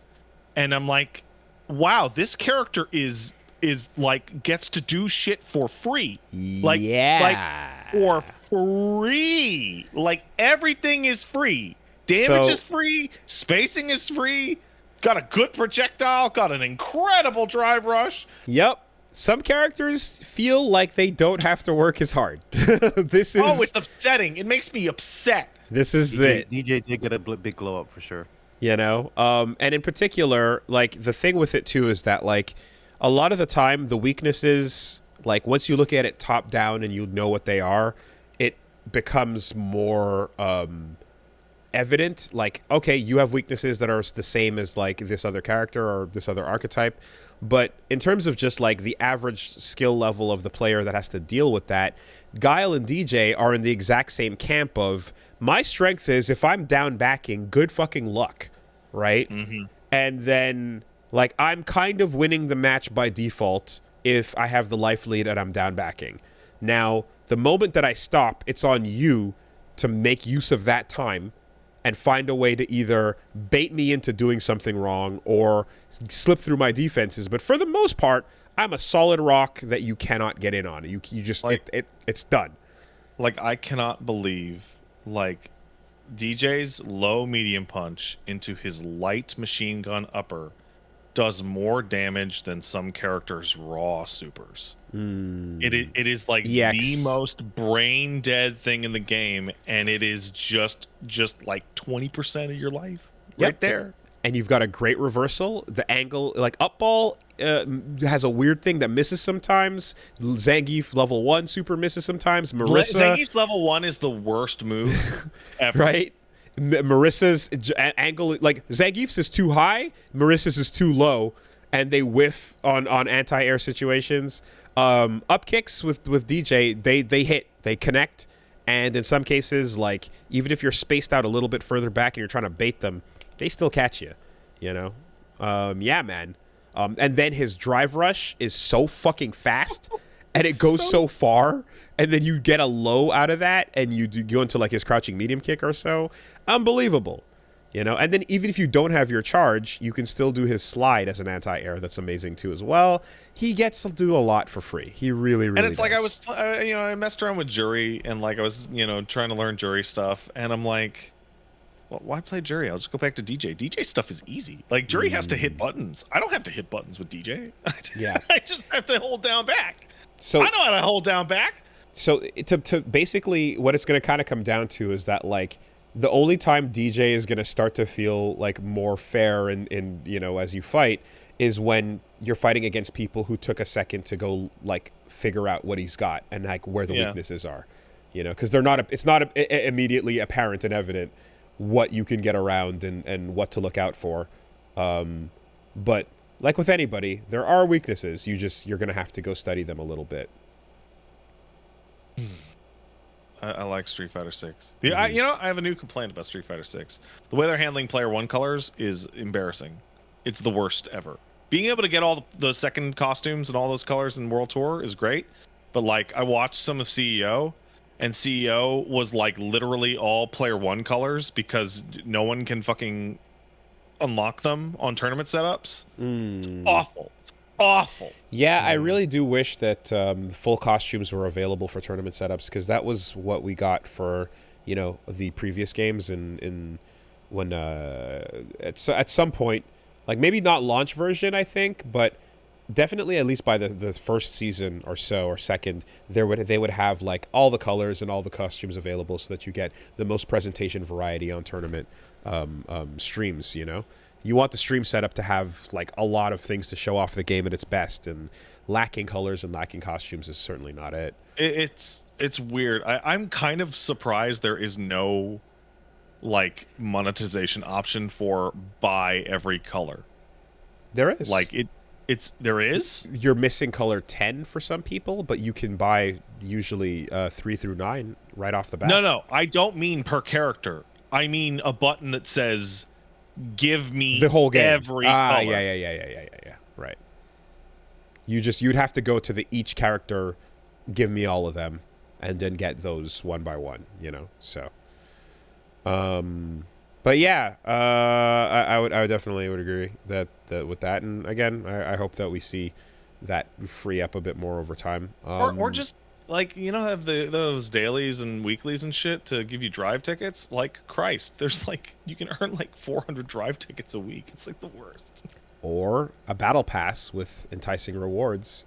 I maxed out that battle pass instantaneously, and it still doesn't give you shit for drive tickets. So, you know, that's another thing you could do as well. But yeah, man. I did see the battle pass, and I was like, oh yeah, the guys were right. This is a terrible battle pass. The worst ever. Yeah, it's like not tempting at all. It's amazing. Yeah. Last but not least for me, I played Amnesia: The Bunker. Wow, what a good game, especially after Amnesia 1 was really popular but weak.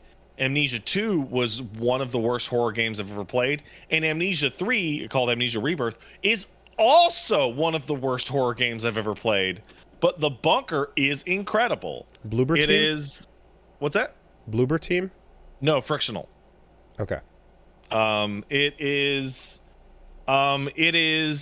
you have a safe house and you're exploring a bunker which has a bordering on invincible mutant going around a World War I bunker, in which you are having to wait. It's not Frictional. Who the fuck is it? I don't know.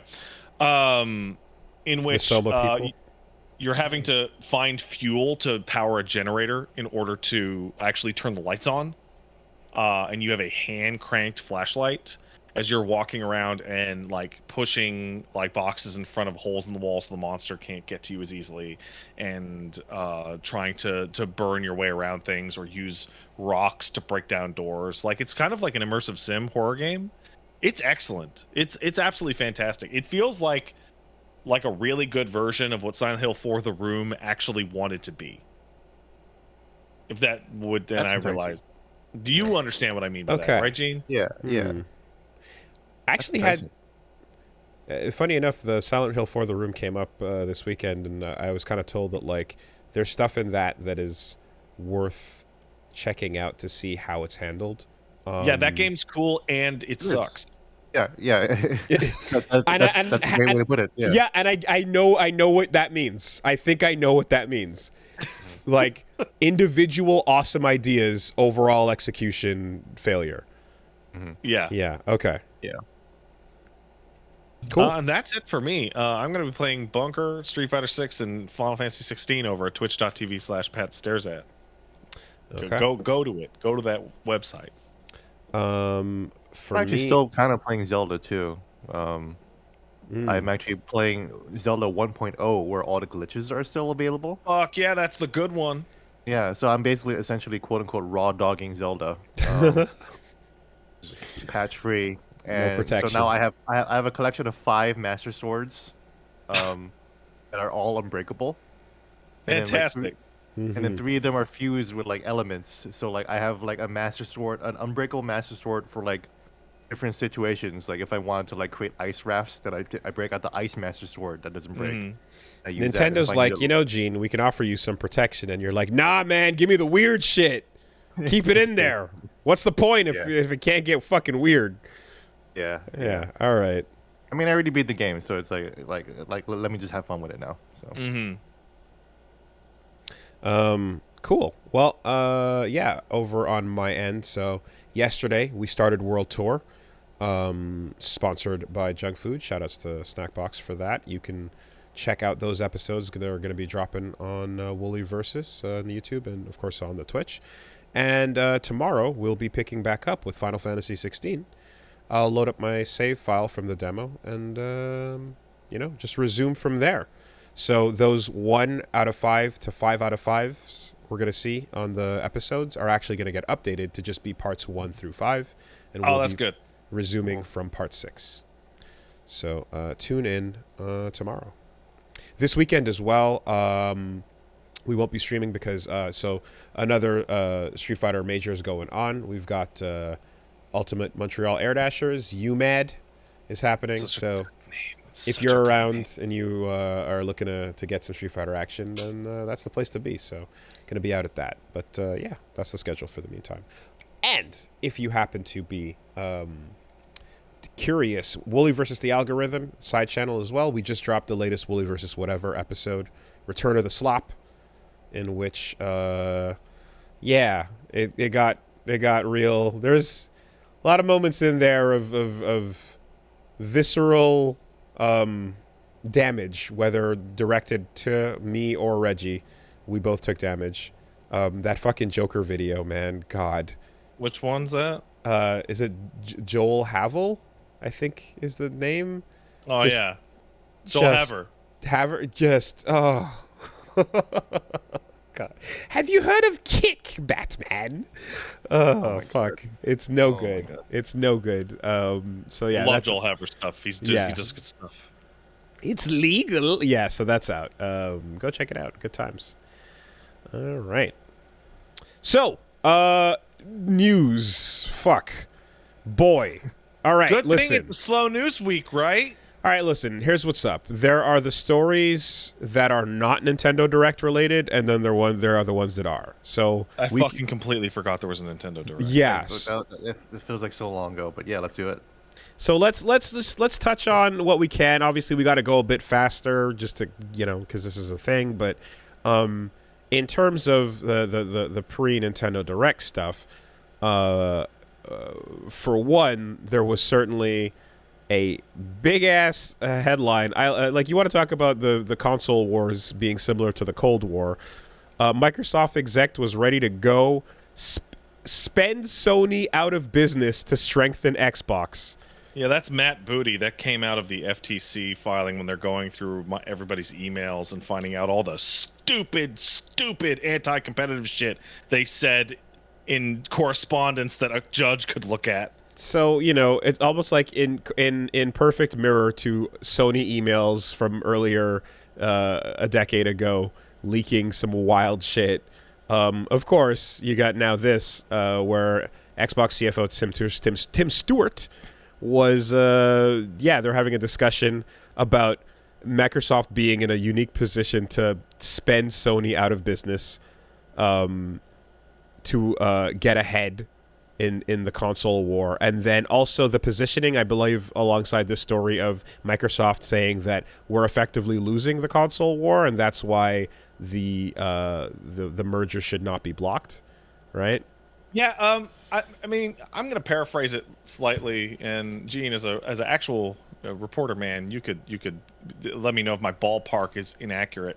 But like, Microsoft has spent days telling a judge that their video game penis is super small, and that they desperately should be allowed to buy a bigger wiener from someone else.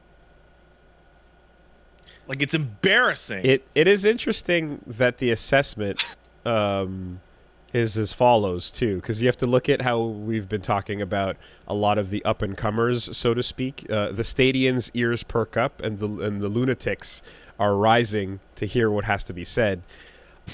And I quote, "In games, Google is 3 to 4 years away from being able to have a studio up and running. Amazon has shown no ability to execute on game content.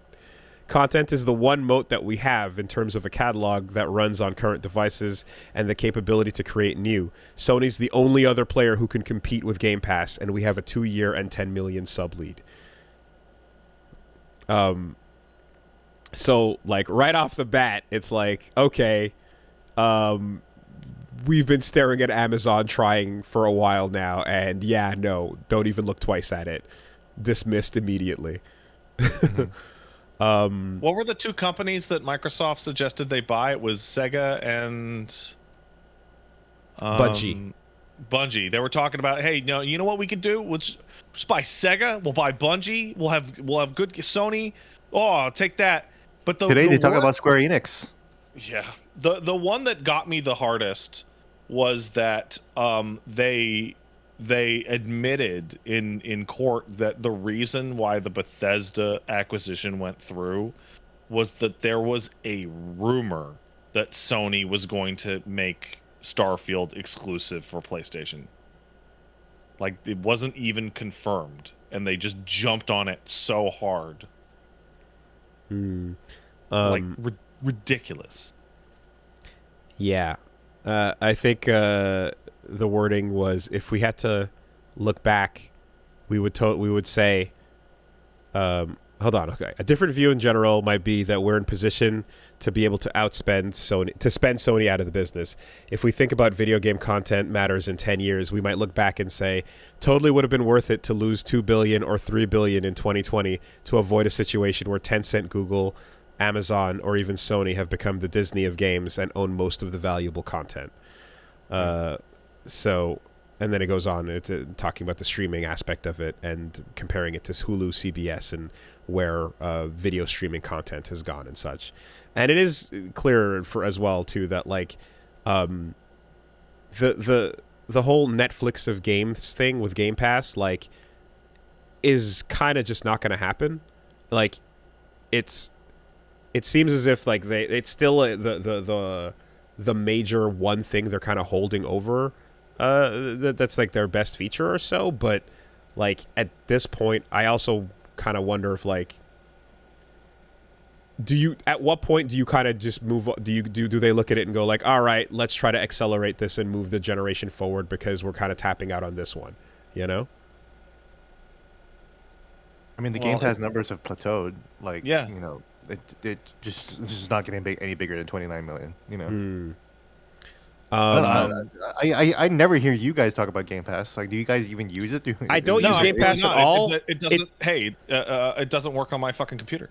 I tried. I literally tried to sign up for it, and I can't get it to work on my computer. I haven't used it. I don't use it at all. The value of what it is sounds fucking like incredible. Like I've talked about like how watching. I've seen like friends that you know switching over from their computer to Xbox and stuff, and that's overall a really you know useful thing to have. But I feel like I didn't expect that to be like in the cards from the launch of the gen. I didn't think that was going to be like the one thing that they were holding on to in a way. I thought there'd be like, okay, we're trying to compete with our exclusives and we're trying to get our you know multi-plat games to you know win you over to this side and so on. And it just kind of slowly became like over time the only good thing I've heard people referring to Xbox service in general about has been Game Pass and not much else, you know. I mean, this is barely related or whatever, but just like this weekend there was a Street Fighter tournament, and I rolled up with my PS5 pad, and then they were running it on two PS4s, and then the third setup was an Xbox, and 100% of participants said we're not playing on that. You know, like not a single person was prepared to even bother interface with it whatsoever. It's like, yeah, I don't know. It's the only thing I've heard mentioning Xbox in the last like 3 years has just been Game Pass, and that's it, you know? Yeah, they admitted, like, they put out numbers, and they're like, we only own like 16% of the market share, and that Sony in particular is like beating their ass. And they had this. There's this insane back and forth that keeps going on, which is they're getting up and like they're putting their hand on a fucking Bible and going, "We promise Call of Duty will always come to PlayStation forever, big promise." And then it comes out, well, you just bought Bethesda, and canceled the PlayStation version of that game. Why the fuck should anyone believe you about Diablo or Call of Duty or any of that shit? I don't know, because I said it in front of the judge. I feel as if like my habits are always going to be to just lean towards grabbing the individual thing that I can keep forever. And Like even with like PlayStation Plus, even though I've subbed to it, like I feel like I've only grabbed maybe 1 or 2 games from time to time when someone's been like, "Oh yeah, this thing's on it. Go grab that." And I was like, "Oh yeah, I should." But it just usually doesn't come to mind, I guess, when I think about it. But you know, in any case, I don't know if there's much else to this, but I guess we'll find out as the battle continues to rage on. Hey, I'm not a economist, Mm-hmm. and I am not a legal expert, but as somebody who has followed the video game business for a long time, this seems like there is no chance in hell this merger is going forward. And that's really funny. There are new wrinkles every week that it comes up, certainly. It would be really funny if we wasted all this time and all this discourse and all this like hand wringing over nothing happening. And this all of this stuff also reminds me of the famous story when Microsoft, at the very early days of Xbox, went to Nintendo and says, "Hey, why don't we buy you?" And Nintendo literally laughed them out of the room. Like It's the Microsoft's manager go-to. said that it was basically Nintendo laughing at us for a whole hour. Yamauchi tells Ballmer to suck his balls. It's this really strange thing because Microsoft's go-to is like, let's buy the whole company, let's lock it down, right? But at the same time, this is the same company that has made some of the most dramatic fumbles ever. They didn't decide to have Genshin Impact, I think, went to them first. Like Resident Evil 4 was like on the table for them instead of Nintendo, and Spider-Man. they have bought like developers only to have them make games that they cancel a year in, and then the fucking developer dissolves. You're like, why? Like what was it, Phantom Break? No, Phantom Dust. Phantom Dust. I'm like, why the fuck did you buy them? You bought them to evaporate them into nothing after working on it for a year? So whenever I'm thinking about that and how it's just there's that entire history of just like the purchase into atrophy into death, right? The Midas touch. That's where I kind of go like, is the Epic Games buyout the better way? Where it's like, we're not buying the company, we're not going in on that and kind of killing it off, but we're guaranteeing a number of sales of a given project that is otherwise uninfluenced by us, you know, where the exclusivity they purchase for some games. Like I remember when the SNK was talking about the Samurai Showdown deal and such, where it's like they come to an indie game or they come to a studio and they just basically go, we will buy so many copies of this essentially for exclusivity on our platform that you pretty much have to kind of take the deal. It's just that lucrative, but it still keeps your independence at the very least. Yeah, because the Microsoft deal is like, we're going to buy you and we're going to put the game out, and then your company is going to die somehow. Something's going to happen, and your company will die. And then we'll just add it to a list of shit that just had the one and dones. Something to the idea that we're talking about Microsoft, which is not an entertainment company. Period. No. They're not. Sony has movies. Sony has Sony Pictures. Sony has Sony Music. Nintendo has always been a creative company.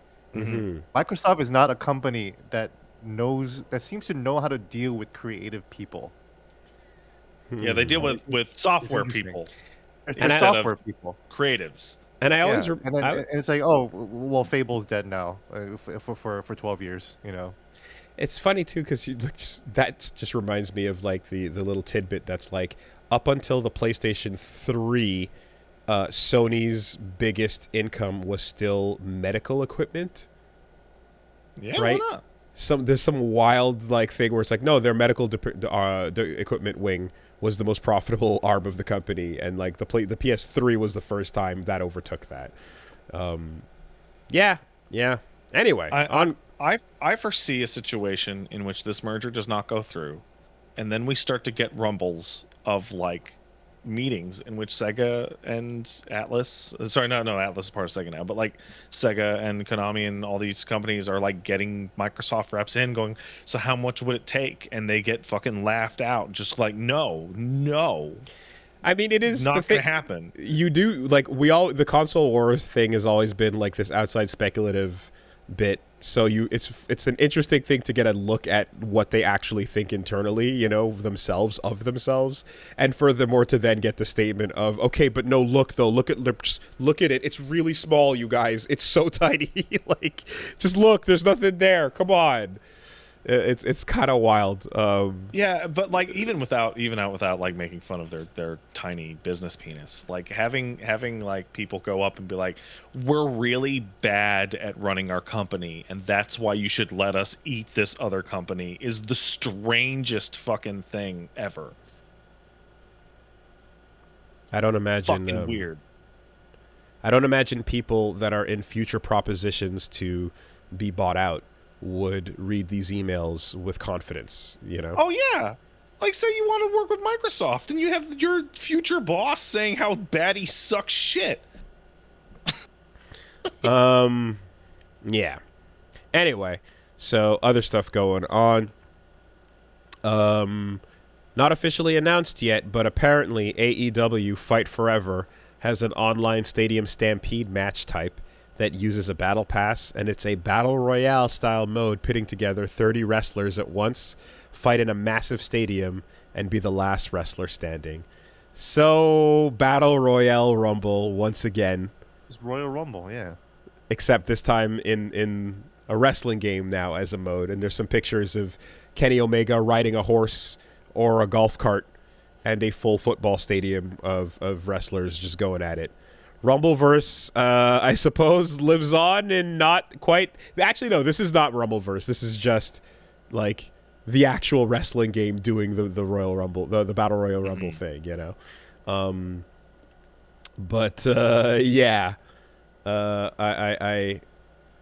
I'm always curious to see, like, more on how that idea gets implemented and what they're going to do with it. Do you Irish whip somebody from the fucking 5-yard line all the way across the football field, and they have to keep going until they hit the other side and just run into the field goal? You know, like, what are you gonna do? How's that gonna work? Yeah. Anyway, that's a thing. Hey, I have breaking news. You might have seen it though, Wolves. You remember how disappointing it was that the Dokapon Kingdom, like Western release, removed the ability to name people whatever you wanted? Right.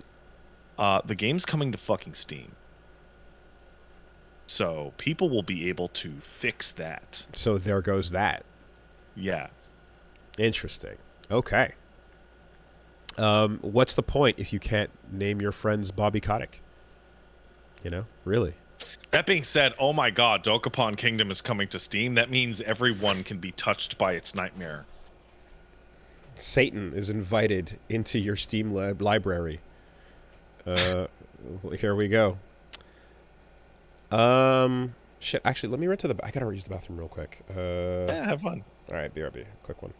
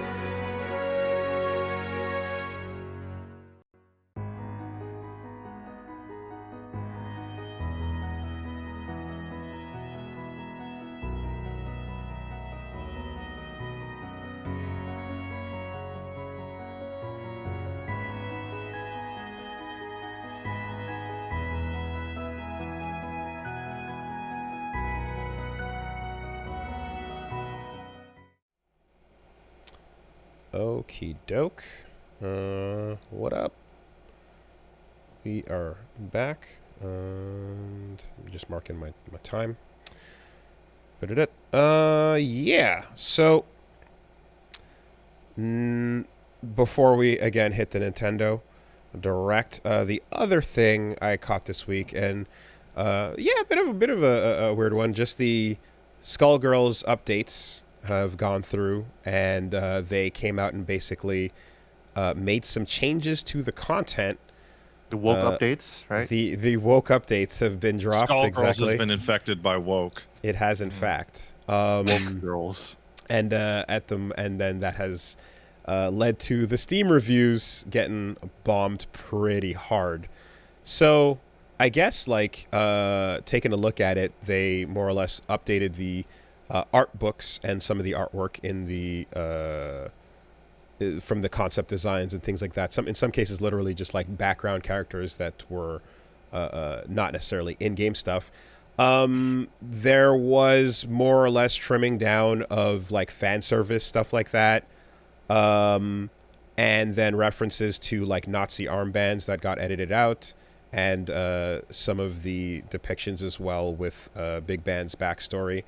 So for me in general, like I've said before in the past that I'm like, I'm generally like not that big on censorship. Like I don't really, it's like not something that I like. But the difference, I guess, and what I make a distinction on a lot of the time is when a publisher or studio is kind of like when a larger corp is coming down and mandating that in a way that is not what the creators want, versus if the creator of the thing decides to make a change themselves to the thing they made. It's kind of like, okay, well, you can, do what you want to your work. I think when it comes to the Big Band one, it's like, I think that like the impact of that being pretty visceral is one that like, does make that story more. It does. It certainly is like you can imply, I guess, the police brutality and violence in that point. I don't think it weakens it to or makes it that over the top to show what they had originally.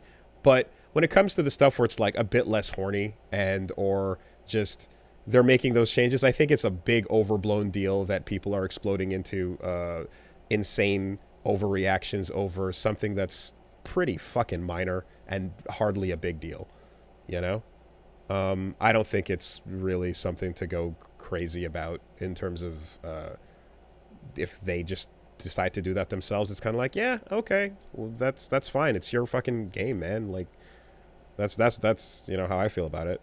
I think there's three things to go on here. One is the changes are overall minor, but like I think Parasol's removal of her armband on some palettes is like a genuine downgrade because it makes the colors less interesting. But overall, it's pretty minor. I think changing or removing things from the art book people paid for is bullshit. I think the art book, there's a lot more precedent for, no, I bought the fucking art book of the game as it was made back and then. I think it's silly to change anything from the art book. I think that's ridiculous. And third, I think that the Steam reviews of the people screaming about this, all having like 25 minutes of playtime, is the funniest fucking thing in the world. Oh, is that what's happening with the? Oh yeah, I didn't see the playtime review count. bomb is exclusively from people who can't do one combo in that game. Interesting. Okay. Yeah. So, like, is it? Because is it the gallery in game, or is it like a digital? I believe it's like the Steam art book as a digital collection. It's like a separate thing has been altered and some parts removed. Okay. And I'm like, that's stupid. Like, yeah, that's concept art. You should see what the concept art is, even if it's changed now. I guess. I mean, yeah, it's not like. I guess I just think like if somebody like whatever makes their thing and then like later on they decide to like update or change that or whatever, like I generally, like I said, I generally prefer not to see that stuff change, but if the person who made it is the one that's deciding to do that, that's the one person that should be able to do that.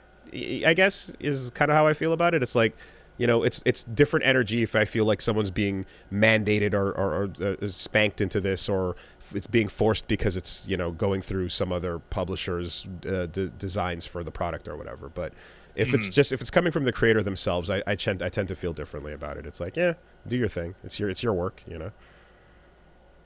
I did see a thread a couple weeks ago of people really, really disappointed in me and Susie, the Sphere Hunter, because we both like Cammy's ass. And they're like, that's really disappointing of Gene and Susie to do. To like a thick ass. to be promoting Cammy's ass. And it's like, okay, guys. I mean, I don't think you can promote it any harder than that Winpose does. Like, I think Cammy's doing the promoting. In fact, like, I think they had to position that fist right on the fucking middle point because they knew exactly how nuts that Winpose would get in the traditional costume as well. Not that they're hiding much, because I mean, there's like from the beta we saw Chun-Li and Juri and everything else going pretty hard. So yeah, like if you want to go hard, and Skullgirls has gone pretty hard from the jump. I mean, there's all kinds of tentacles and shit going on or whatever, and you know, they're doing their thing. Yeah, so I'm actually looking at the tentacle alteration, and the tentacle alteration technically covers up some of like a girl's body, but there's so many extra tentacles that it actually makes it much more pornographic. Right, because of how the extremes go. Yeah, look, like at the end of the day, like I'm like, yo, I'm pro horny, but if you are like, I feel like making my thing less horny, then I'm like, yeah, okay, no, that's on you, whatever, you know. But if you decide to go horny, I got no problem with that. You know, I mean, people in the chat are pointing out that Zone Tan is in the game. Yes, I mean, exactly. Yeah. You can't undo Zone. You can't undo literally Zone being there. Exactly, right? That's the origins at the end of the day. So, yeah. You know, that is kind of it. Noah Gervais, the YouTube essayist, had a really good thought about the Resident Evil games and how they handle horny. Because Lady D was a way where Resident Evil got the perfect balance of horny, where like she enjoys being horny, she's powerful in her horniness, versus one of the boss fights in Resident Evil 6, where like it's the sister of one of the main characters, and she's naked, and she's like enslaved.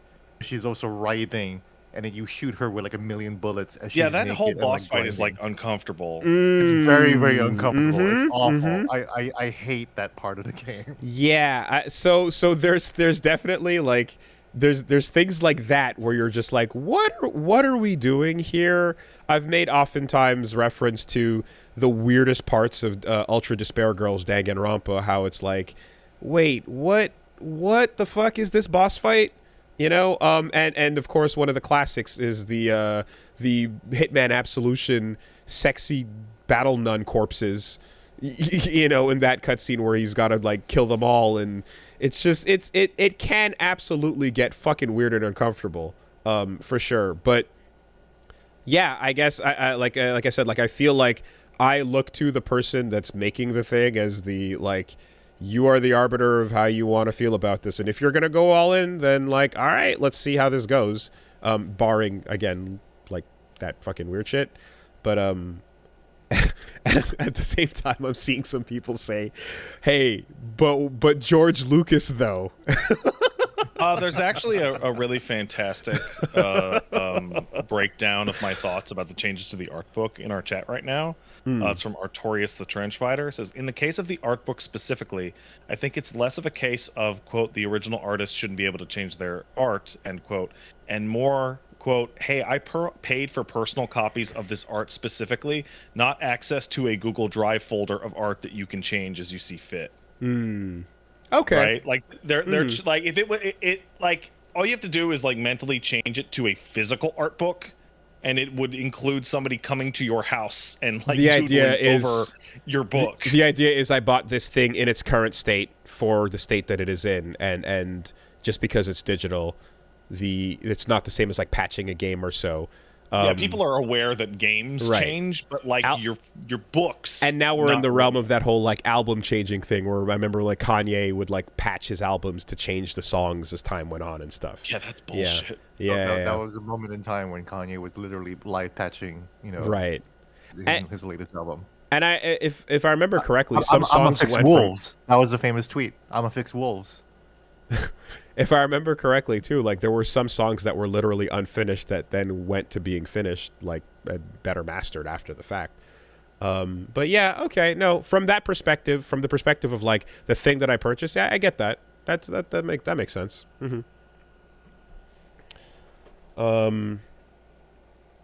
Yeah, though I did not see the part where the hours on the complaints were being It's depicted. so fucking funny, That dude. is there. But yeah, and the thing is too is like I said, when I looked at at first initially it seemed like it was mostly just handling the horny, but yeah, I feel like with the big band one and stuff, I'm like I like the stomping out like scene in particular where you're just like, ooh, that's a fucking yeah, you're absolutely eliciting Rodney King in that moment there. I don't think that makes like. I think that moment, like it establishes Big Band's backstory as tragic as it is, But any case, though, it would be a lot different, I suppose, if there was a reprint and then the physical version of this had had changes in the reprint, as opposed to the thing on your hard drive. Then, yeah. What are the limits of that? How far do you go? Overall, I find this just to be totally pointless. I don't understand what the impetus was to change like the art on like a niche fighting game title that's like almost 10 years old. This is an interesting conversation to have. I think where we started it with Mass Effect 3, which Mass Effect 3 was kind of the start of like the death of the author conversations. Yeah. Yeah, I imagine like it could be like basically the dev team working on it is kind of like, there's some stuff looking at it now that it launched with that we currently disagree with, I guess. Or we wouldn't have wanted that necessarily to be what it was. I think some of the changes talked about some of the horny being directed at like underage characters or something like that. I don't know which specific scene that's making reference to, but yeah, no, that appears to be the reason why, or at the very least, like the impetus. In any case, then there was the Nintendo Direct.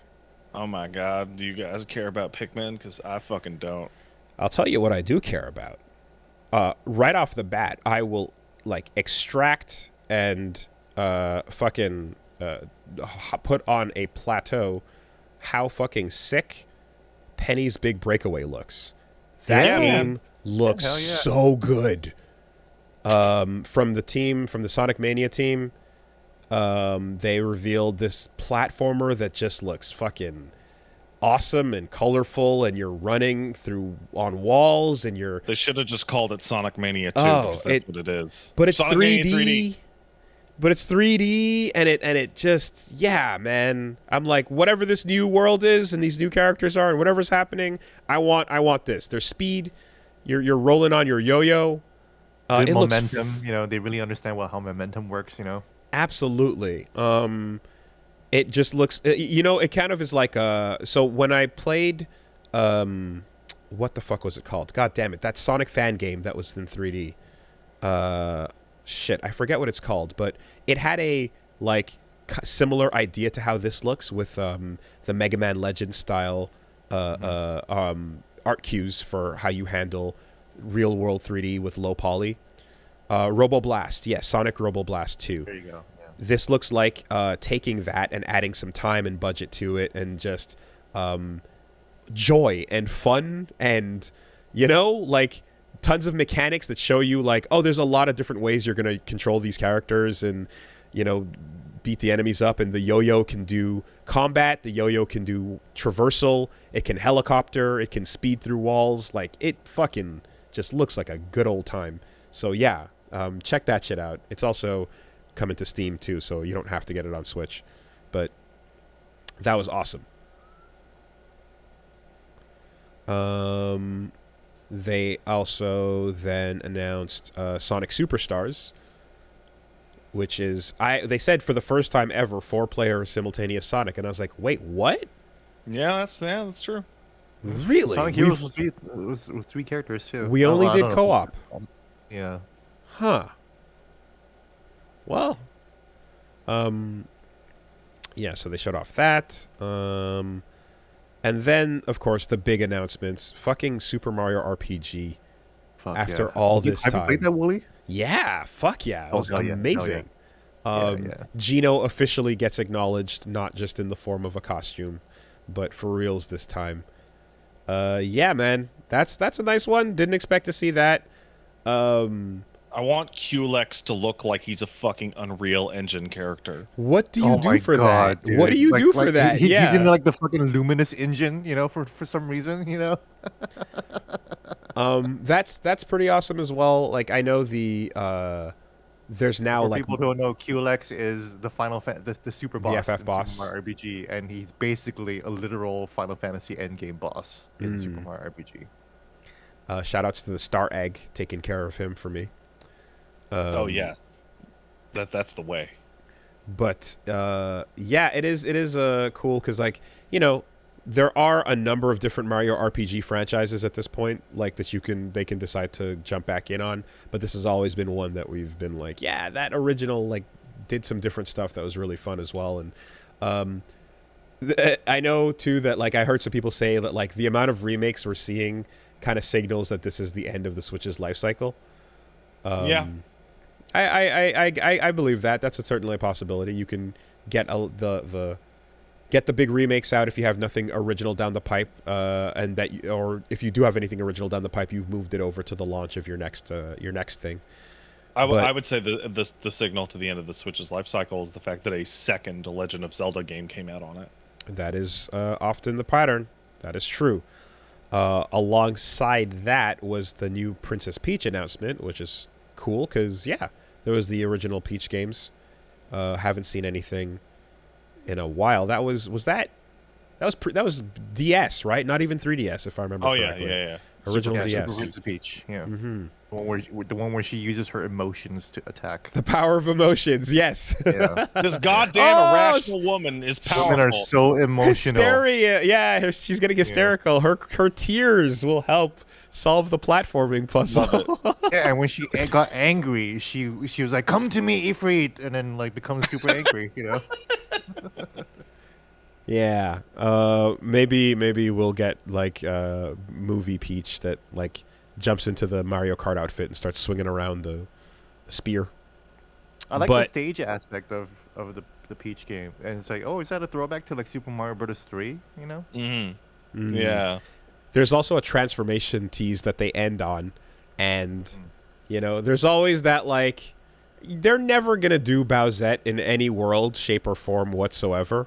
Never ever.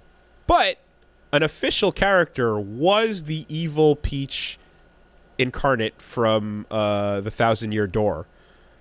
So there is that little thing there, but there's also the idea that Nintendo is who the fuck?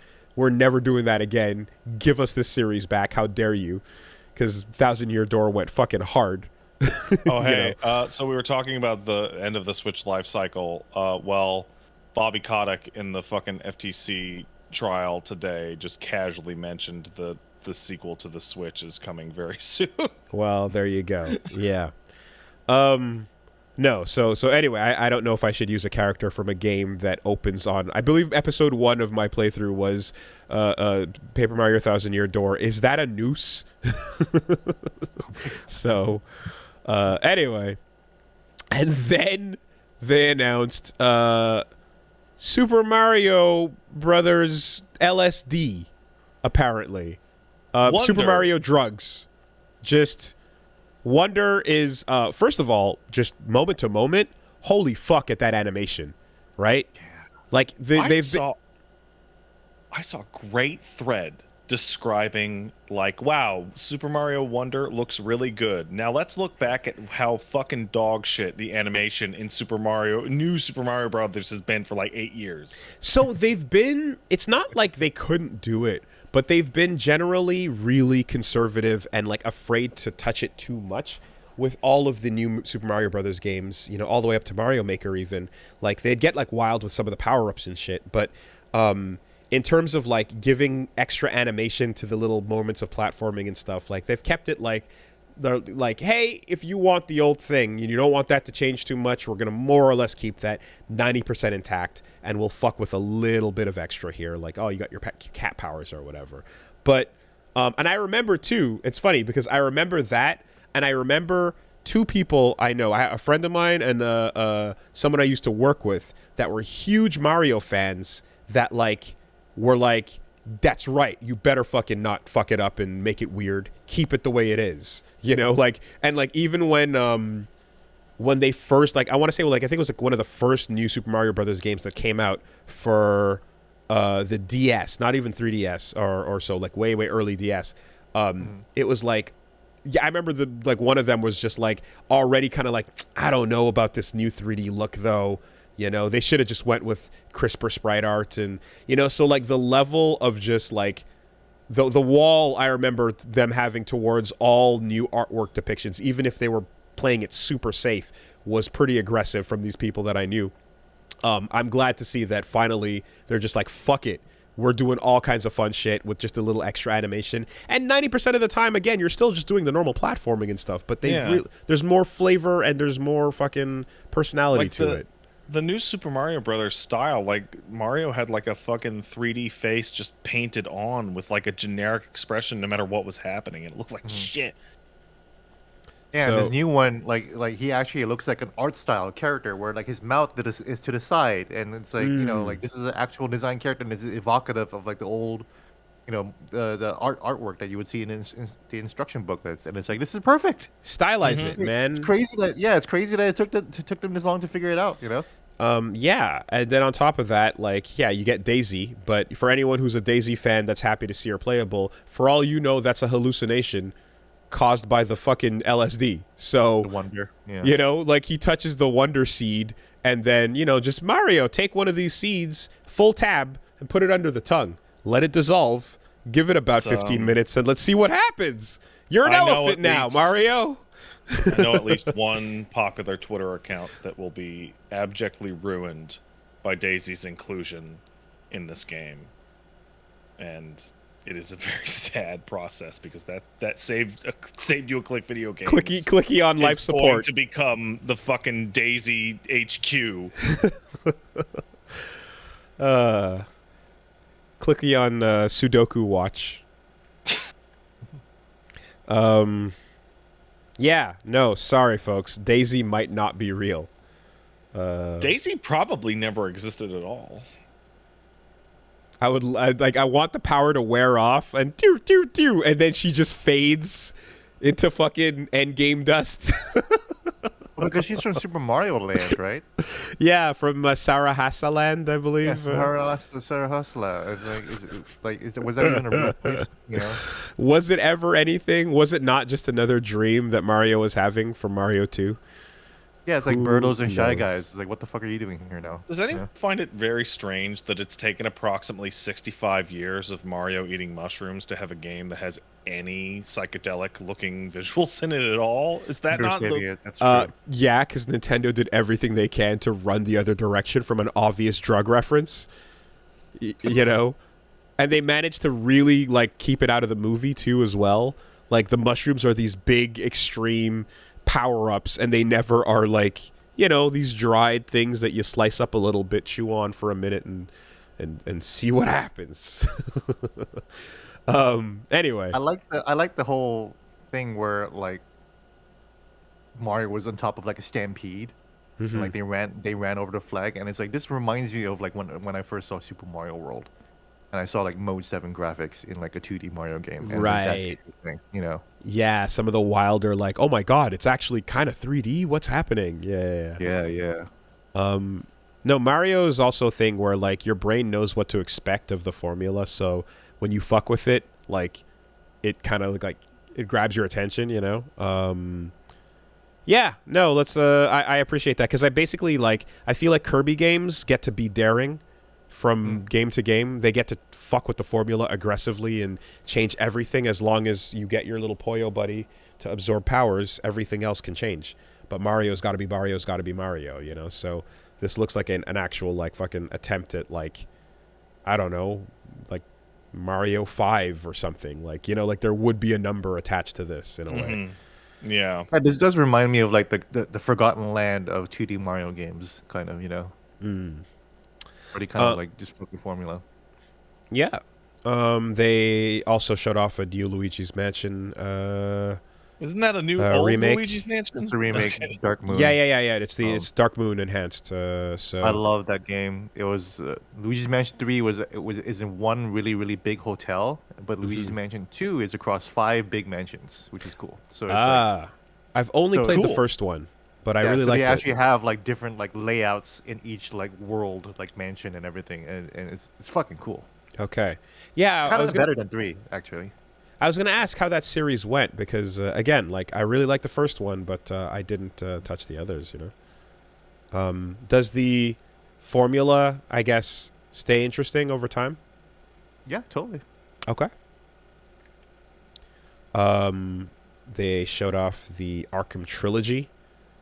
Hilarious. I was expecting them to announce that was a cloud game at the end of it, but so thank God. But man, I have been waiting for the Arkham games to be on the Switch for some reason, and because I like the Arkham games, you know.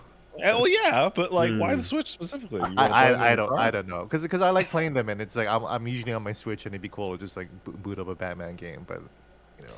It was so weird I'm when curious what the fuck Arkham Knight is gonna like look and run like. Oh, you know, like on the shit. Switch. Yeah. It was so weird when I had to like, when I was like, let me go back to figure out how to play the first one, and then like you're like, wait, I can't. There's no easy answer to this problem, you know.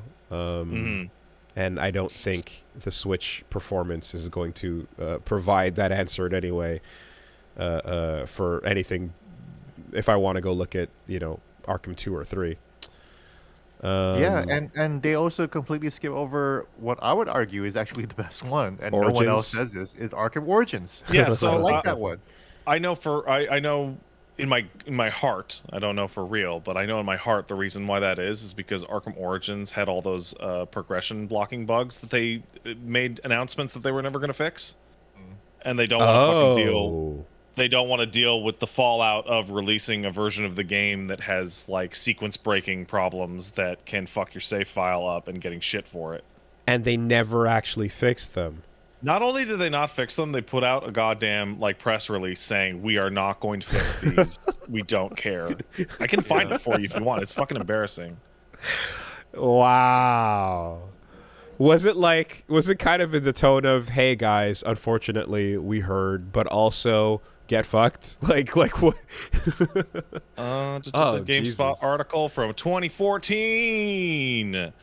The team is currently working hard on the upcoming story DLC, and there are no plans for releasing another patch to address the issues that have been reported on the forums. If we do move forward with creating a new patch, it will try to address the progression blocking bugs for players, not the minor glitches that do not prevent one from continuing to play. The issues that are not progression blockers will unfortunately no longer be addressed. We apologize for any inconvenience this has caused for some of you and want to thank you for being patient. And then they never released another patch ever again. Show me that database. It's like KOTOR 2 all over again. It's like no, fuck it. This is all you get. Show me that bug database. I will tell you a story. God damn, I can see it in my mind right now. I'm getting excited at the prospect of that kind of database. You probably know somebody who can get you to look at that. Actually, I do. I'm pretending I don't know people that are directly involved, actually. Yeah, you got me. Yeah.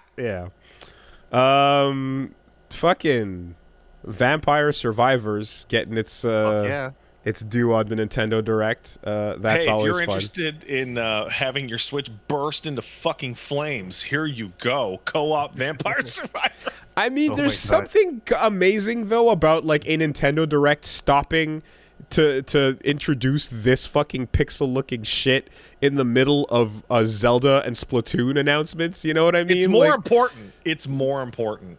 And they're not even. There's no. I feel as if this were maybe 2 generations ago, they would have to couch it in between some sort of language like, get a feel for the throwback graphics of the retro style Vampire Survivors, paying homage to the classics, and just downplaying what's happening on screen. A really good impression of the Switch presentation. Yeah, voice. you know, kind of, like, yeah, that was actually a pretty good, like you wrote it all pretty well. I feel like that would have been the way they couched it, you know? But, like, now they just went, nah, man, here it is. Take it or leave it. Fuck you. Like, the most visually messy game I have ever seen in my entire life is getting 4-player co-op.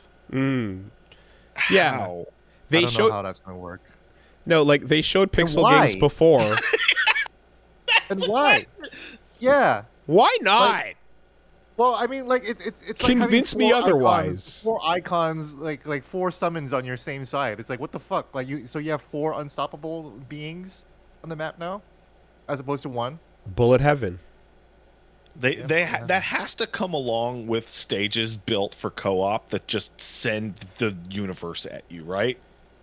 As well as a 1 frame per second toggle. Like, you know, you will get an update as to what's happening in this world once per second. Good luck. Echolocation. Yeah, no, but that's it. Like, usually when they cut to a pixel game, it's fucking Octopath and triangle strategy, you know? So that was hilarious. Like, no, here's Photoshop Bayonetta. Metal Gear Solid Master Collection. More importantly, has a date. October 24th. For Volume 1. For MG, Metal Gear 2 Solid Snake, Metal Gear NES, Metal Gear Snake's Revenge, Metal Gear Solid 2, Metal Gear Solid 3, and 1, 2, 3, 4, 5, 6, 7, 8 screenplay and digital master books. And I heard that you know, certain people will have more things to say once that release date gets a little closer. So we will see. Also, Konami fucked up, and you can see that the next collection is going to have MGS4 and Peace Walker and I missed that. Where the fuck was that? Where the fuck did that happen? Konami's website has like a timeline of events that has buttons for the games, and there's unused buttons in the website. Oh, the classic website leak for MGS4 and Peace Walker and 5 Oh man, we haven't had one of those in years, dude. The classic website leak, that used to be the best. Yo, Konami is the one to bring it back, you know. Did you guys know there's a new Marvel dropping, and here's all 12 characters with their perfect portraits in PNG transparency? That's the best one ever. Just like, is Virgil in this game? Yes. Here's his high definition render. Like, it's coming. Yeah, so I'm going to start playing the Metal Gear games on October 24th on my channel. I'm just going to say that right now. Do it. Wait, so 4 plus what? The second collection is at least 4 plus Peace Walker plus 5 plus 5. Okay. Yeah. So Babel and Acid and Pops are not listed, but who the fuck knows? Acid fans stay losing. And they're Babel not fans stay losing. I forget, but I don't think they're canon. Any of them? Babel is super canon. Ghost Babel's Babel canon. Ghost Babel is insanely canon, Gene. Okay, so Babel's canon, Acid's not canon. Pops is canon until anything contradicts it. Yeah, exactly. Yeah, that's right. It's like contract terms where this is real, but if there's anything in the future that says it's not, then defer to the future. But otherwise, fill in the blanks. Sucks ass. Pops sucks. I It's the one though I sat and actually went through, whereas Peace Walker I didn't. But everything with the Peace Walker itself is and Paz is just I am worried about it. Oh, I forgot about Paz and Yeah, the viewer. Paz, I invented Doritos for you. Do you want to wash them down with Mountain Dew? Pops got dumb, but I enjoyed some of it, and I remember when there was the dumb Kojima isms of just like the man with the same code name as Zero, and you're like, what does that mean? It's null. Okay. Oh my god! So I went to New York City to watch the Hideo Kojima documentary made and produced by Hideo Kojima. Yeah. And it was really weird because first of all, it's an hour-long documentary that's basically like the making of Death Stranding, and they're dropping all of these proper nouns of Death Stranding. So like the movie wouldn't make any sense unless you played fucking Death Stranding. Yeah, of course. Yeah, and then in the Q&A afterwards with Jeff Keighley, of course, because Jeff Keighley was definitely going to be there. Kojima kept talking about dying all the time. I'm just like, is this motherfucker dying? I hope not. I don't know. Yeah, I certainly hope not too. Although he is the type that, well, I was about to say on the one hand, because you know how there's the Norm Macdonald, Chadwick Boseman style, like I'm just gonna hold this close to the chest and you'll find out whenever you find out. Hey guys, what's up? Bleh. Yeah. But at the same time, lest we forget Kojima, I'm okay. Yeah.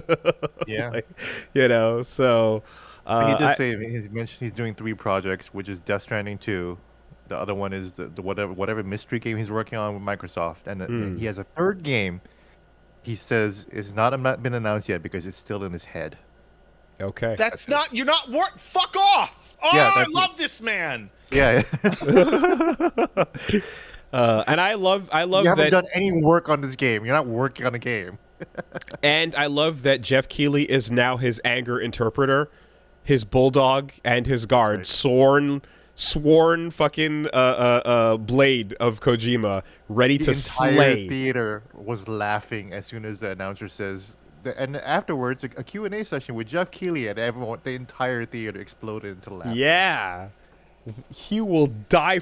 Jeff Keighley will take a mortal blow for Kojima, Yeah, man. he would, yeah. He's jumping in front of that bullet, dude. All right. And then I guess, yeah, I mean, you know, we can... there's a couple other things here. Star Ocean, the second story R. Hey. Never played it. Looks cool.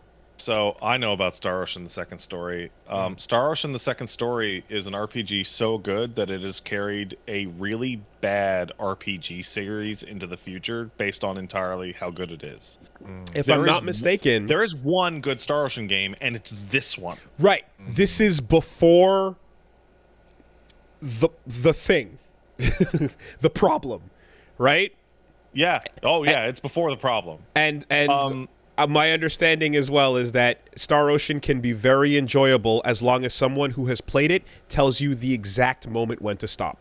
No, actually, I would tell you that every single Star Ocean game is mediocre to terrible, except for 2, which is absolutely fantastic. Okay. Yeah, a friend of mine was basically saying, like, there's a minute that you should stop playing, but you can play them, and then, like, that's at your eject point. You know, I'm looking over, and people are literally even saying like 6 is okay. I'm like, yeah, no, that's the criteria we're working on here. I didn't even fucking know there was a 6. Who gives a shit? And now you know that there is a 6, and it's okay. It's fine. Yeah, it's okay. Man, what a wild feeling! Hey, sweetheart. Hey, food. Yay! Thank you, wife. What a wild. What a wild feeling that is like to find out Part 6 exists and that like it was all right. It's okay. Yeah. Okay. Remember, fucking Star Ocean is the series that has that fucking nappy time with Edgy bullshit in it. I don't know if anything else caught your attention, but Detective Pikachu is there and WarioWare is doing it. You know, it is what it is. Detective Pikachu is being voiced by Kaiji Tang. Hey, fucking continuing okay. to be the best. And get me a Ganondorf amiibo stat. Totally. I need it. Maybe you can just crack it open and like pour all the water out, and it can quench. Yeah, I want that Zelda Good, one. Woolie. She looks awesome too. Some Pokemon DLC. What is that? I don't know if you guys played Scarlet and Violet. The hidden treasure of Area Zero. Yeah. I'm mildly excited about it. Okay. I feel like I'm full up on Pokemon. What are you looking forward to about it? Not much really. Okay. Like, I mean, follow-up question. Area Zero is like the last. What like, looks part. cool? Area Zero is like the last section of the Pokemon Scarlet Violet game. It's like the final boss area, and it's a cool area. And it's like that was the part where when Scarlet and Violet was actually becoming cool, and then the game ended. So, Hey, I'm there's gonna that. let you. I'm gonna let you guys know that Cassette Beasts is gonna have online multiplayer co-op trading tapes, raids, and versus battles in the near future. Yeah. Meanwhile, Pokemon Scarlet Violet is like still 15 frames per second. You know.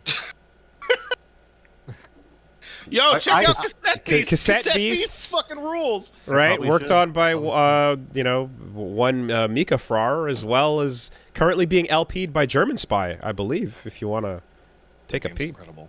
yeah, there you go. But yeah, it's like Gene's like, there's that thing. You're like, yeah, what you looking forward to? Like, I don't know. I don't know. It's Pokemon. What am I supposed to be looking for? Yeah, Gene, that's fair. You have like lasered Distilled in it. on the You problem sti- with you Pokemon. distilled it. They don't have to do shit because you're like, but I like Pokemon. Yeah, that's it. That's it. It's just look, I'm still not sick of it like I am with Star That's Wars. valid. So I'm just a built-in audience for it. It's like whatever. That you know. is valid, for sure. Okay, well, in any case, thus begins my hunt for that amiibo anywhere I can see it. Probably just gonna like basically hit up Video Games New York at any con they're at and just like beeline it, because I needs that. Yeah, Next time Nintendo you Direct. Next time you're up in New York, let me know. I can come up. Oh, cool. Will do. Yeah, man. Yeah, I'm long overdue for another swing through that part of town. Cool. All right, let's take some letters. Was there any news that we forgot to mention? Oh yeah, Metroid Prime 4 is dead. It will never see it again. What do we got? It's being deleted right now. Is it being dragged to the recycling bin as we speak? Yeah, it was really funny to not see it at the direct at all. It's just nothing, man. And also, I wish that the developers of Silksong would just fucking kill me already, because I look like a fucking clown every single Nintendo Direct and Sony event, and I look like a fucking asshole. Xbox. The Silksong showed up at Xbox, right? Huh. Yeah, like a year and a half ago on the thing yeah. that said, by the way, everything here is coming out this year, and then they came out and said, by the way, we're not coming out. No, it was actually only 60% of it that's coming out this year. So. Why does Xbox lie so much? What the fuck, dude? Well, it's easy to lie. Retro Studios announced Metroid Prime 4 6 years ago. They're currently hiring new talent. It is definitely the perfect dark for Nintendo. Last I heard that game got completely scrapped and restarted. I'm like, I don't feel as like hungry for it since we've been served up some Dread. That did a real good like yum fill for the Metroid. But still, you know, yeah, Prime Remastered great too. series. That kind of got you know as well. It kicks in there too. So yeah. But in any case, let's take a couple of letters. Hey, if you want to send in a letter, make it good. First of all, let's just make the letter good. 2, make it brief. 3rd, castlesuperbeastmail@gmail.com. That's castlesuperbeastmail@gmail.com. All right. The letter should be good. That should be the first part. Remember that. Okay. Hello, man fueled by racism and smaller man kept alive through white woman jump scares. Works for me. Okay. Paige didn't scare me. when you brought me this cocoa wheat. Can you not I didn't- see what's coming up behind you in your camera? Oh yeah, on the Discord. Do I just need a mirror? Is that all I need? Just look at what's coming behind you. I did have a mirror at my old newsroom because I always fucking hated like eating at my desk, and like coworkers would just come out to me like, "Hey, Gene, what you working on? What you eating there?" I'm just like, Don't spit on my fucking food. yeah, I just want to know when the encounter is approaching before it happens. You know, I don't like these random battles of social awareness. You know. No, but look, hey man, I too have committed to a life of white woman jump scares, so it is what it is. They're sneaky. They're silent. It usually goes the other way though. She jumps way too much when I'm around, but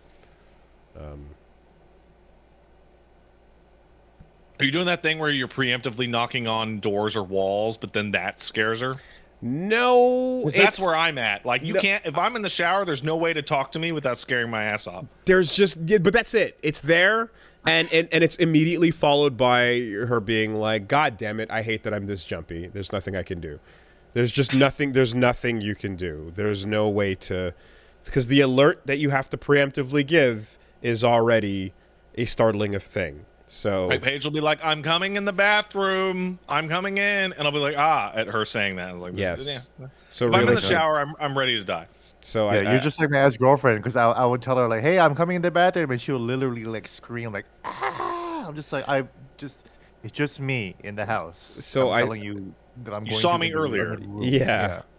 I suppose that means that, you know, in Punch Mom's case, she signed up for a black man jump scare. Hey. Yeah, that's great. All right. Well, anyways, there's a long explanation and context here, but there is a TLDR, which is appreciated. Do you guys have specific games that you think will be made one day but haven't yet, especially ones that would be extremely your shit? Yeah. Hell, absolutely. I used to hope they'd make a character action Final Fantasy game. Right. Yeah. Stuff like that. Yeah.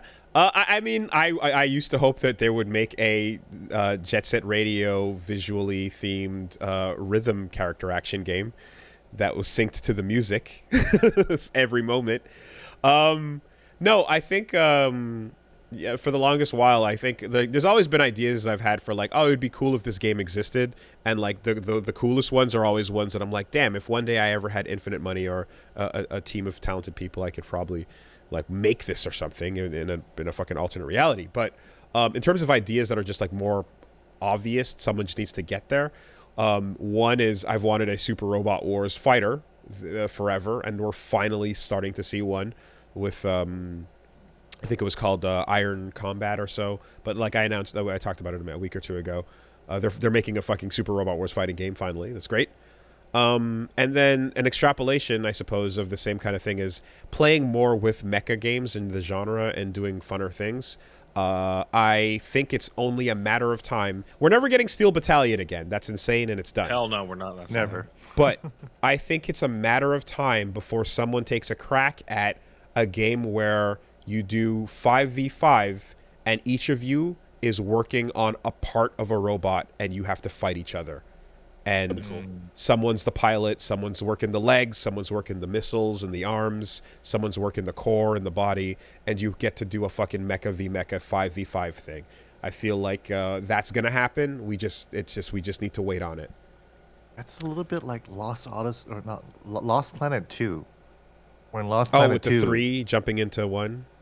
yeah, and then like you're all controlling like a vehicle and you're like running around. Like it's like Sea of Thieves with a big robot and with Lost Planet mechanics. I would like to see Capcom versus Capcom, but I don't think that's ever going to happen. It might, but we have to get all the Marvel out of their system. Like they have to really never want to go back, you know? And the thing is, like, Tatsunoko can approach Capcom and be like, hey guys, do you want to do this for us, you know? And like other companies will go to ArcSys and be like, can you make a fighter of our property? Which unfortunately has shifted the thing, because when at one point it was like, hey, do you want to do our properties versus Capcom? But ArcSys is just, do you want to make our own version of, you know, of the thing you do? But no one's gonna approach Capcom and be like, "Hey, do you versus you." But maybe it's Capcom just should approach Capcom and say, "We would like to work with you, Capcom, and work together to make a Capcom versus Capcom game." they should, and I think like at the very least, like us and Max and stuff are gonna fucking keep barking that out there until it gets carried downwind and someone, thinks about something. I mean, the fact that Mega Man Battle Network sold as well as it did, the Battle Collection or whatever, they responded to that and went, "Oh shit, people like these guys, huh?" Well, here I mean, we were shilling it, so of course it sold well. Exactly. Yeah, my dream game is Mega Man 12. Just fucking give me Mega Man 12. What the fuck? And now, Battle Network is in Teppen, right? So like they're kind of like responding to that somewhat. But yeah, that's it. I would for me. be really excited if they made like a really good Mortal Kombat game.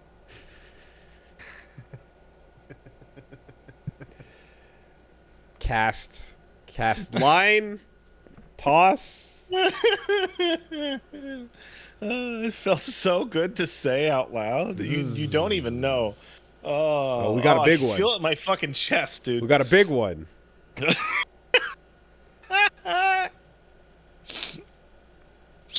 right. Yeah. Okay. Gene? I was mentioning earlier to you, Woolie, I would like a Final Fight game in the style of Streets of Rage 4. That's it. Oh, that'd be good. Simple. Yeah. Simple. Mm-hmm. Just revive Final Fight, take it out of Street Fighter, or it doesn't need to be in Street Fighter forever. Just make it super beautiful and animated. Give me Maki from Final Fantasy, Final Fight 2. All the warriors. I mean, we love it. We love it that Final Fight exists in Street Fighter. It's a solid 33% of that world, and growing. But like, there's been enough great beat 'em ups recently in the form of Streets of Rage 4, River City Girls, and a couple other things that you could do some fun shit with the art style, with the combos, with the and the playable characters. You can bring back every Final Fight character we've had, plus throw in 1 or 2 fun Street Fighters in there. And we can finally see what happened to Mike Hagar. Like, why is there did he die? He's not dead, but he's got a memorial stadium. It makes no fucking sense. Exactly. Kimberly and Zeku have a place on the Bushin Ryu team.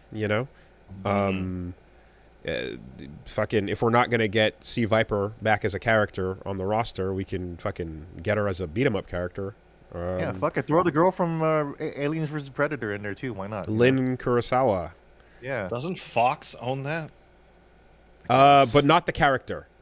Really? They own not Lynn Kurosawa. So the humans from AVP Capcom Edition are still owned by Capcom, and that's why they were able to use them in Cannon Spike. Yeah. Fun stuff. Cannon Spike. Hell yeah. Just go nuts with it. Absolutely. All right, one more here. Coming in from Jordan, who says, "Hello, Pat and Woolie. This is Jordan. Hope you're doing well. Story and a question. Back in sophomore year summertime, I'd browse YouTube and watch random videos of old anime OVAs. There was one I watched, and I didn't think much of it, and it's a blur. Years later, I tried to remember it, and I got nothing. All I remembered was it was sci-fi, and the plot was basically alien. A monster was found with a distinct, ugly gray face, and the ending was in some flesh hallway. Drove me up the wall for years trying to remember it, and it lived rent-free in my head. And about 10 years later, I had it. I was going to find it. I went to Wikipedia, looked hard, and eventually found something called Roots Search, with all the descriptors I mentioned earlier. I found this and told my brother. He's an old anime connoisseur. We sat down to watch it, and it was dog shit. It was absolutely one of the worst things I'd ever seen. The writing was horrible. Motivations for everyone, especially the villain, were confusing and batshit insane. And by the end, anyway, it was appalling and awful, and it ends on a cliffhanger. You can't possibly care about it by the time it finishes. I can't believe this is the thing that I've been thinking about for 10 years. So, with that said, have you ever had a desperate search for something for years only to find it was disappointing or downright awful? Starland Vocal Band. They suck. No. I have gone back to stuff that I enjoyed when I was younger and like, wow, this is dog shit. But not something that I've actually sat around and like, what was that? The closest I can think of is I've had games that have taunted me on the video store shelf for years, looking at their box art and going, "What? Is that cool though? Is that good?" And I remember, a bunch of them. Like the box art could attract you, and I remember going to Microplay every fucking time we went to go rent something, and I saw that box for Evil Zone. And I was like, what? What is this thing, though? There's like anime going on, and there's like this anime girl with the staff on the cover, and on the back, there's more like different shows. And what is this? Is this cool? This might be cool. And then you find out. FAFO. That's the most I can think of is like video game store teasing into fucking Evil Zone.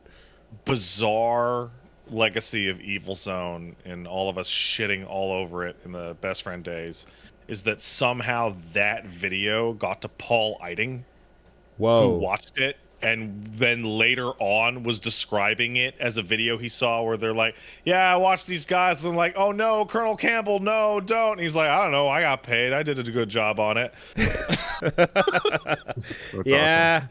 I mean, Dan Ziver was basically like the Sell-It. It's like there's a Toku hero, and every stage of the arcade mode is a different episode. But fuck, man, then you have to play the goddamn thing. Anyway, yeah, that's it. That's my version. Gene, anything like that, or? I don't think I have anything like that. I think closest thing was I remember something being good, and then I go back to it. It's like it's okay. It's like Breath of Fire, I guess. But but Breath of Fire is still good though, so I don't know. Yeah, that wait, the movie? No, the game, the Capcom RPG. What are you thinking of? Thinking of the fucking McConaughey and fucking Rain of Fire. I'm thinking of fucking Rain of Fire. Oh, the dragons with the acid mix. Yeah, that movie's trash, dude. But that detail is cool. Yeah, it's cool. Okay. Yeah. Well, that'll do then. That'll do. All right. Oh, there was this one Korean movie. Well, this is one where I liked it. Where like I remember watching this Korean movie about dragons fighting each other. It's just called Dragon Wars D Wars. That's the whole movie's name. It's Dragon Wars : D Wars. And I was like, "Is that movie good?" And then I watched it. I was like, "Yeah, this movie's fucking sick, actually."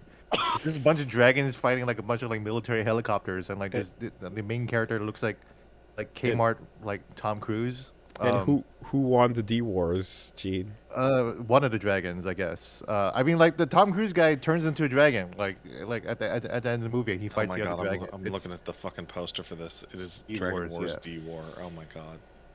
Yeah, looks like the chat. Looks like the chat knows, but yeah, Dragon Wars D Wars is a phenomenal. Like it's such a bad movie. Robert Forster's in it, and he spites all this like nonsense, and one of the kids is like, "What the hell are you talking about?" I don't know. Whoever wins, D lose. Oh my god. All right, call it there.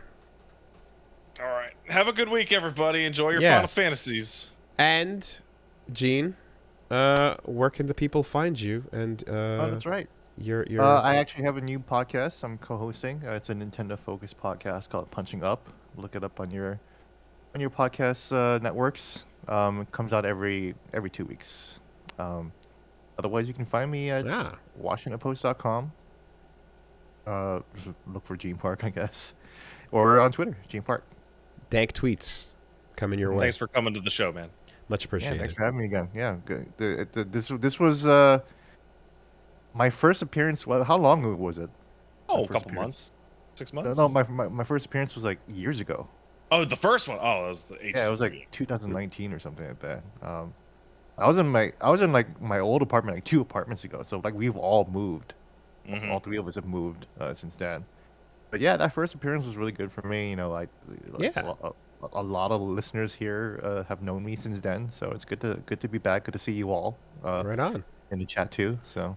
And you're plugging the shirt. You got the merch going there too as well. Yeah. A lot of people confuse me for working at the Wall Street Journal because people always confuse the Washington Post and the Wall Street Journal. Those are very different. They're very different, but I'm always getting, oh, don't you work for the Wall Street Journal? I was like, no, like we're the ones with the cringy, edgy, like slogan. So, Yeah, no, one the is Wall the Street Journal doesn't have Wiz. like a slogan or anything like that. Like we're the ones, we're the edgelords with democracy dies in darkness. Brought to Yeah. you by Amazon. And then abbreviated as WAPO, which every Wow, time yeah. I see WAPO, I hear it in that voice. I hear a voice going, WAPO. I think Yeah. of I think of fucking Ipo's dog. Oh, Wan. Wampo. Wampo. Yeah, one. Yeah. Yeah, all right.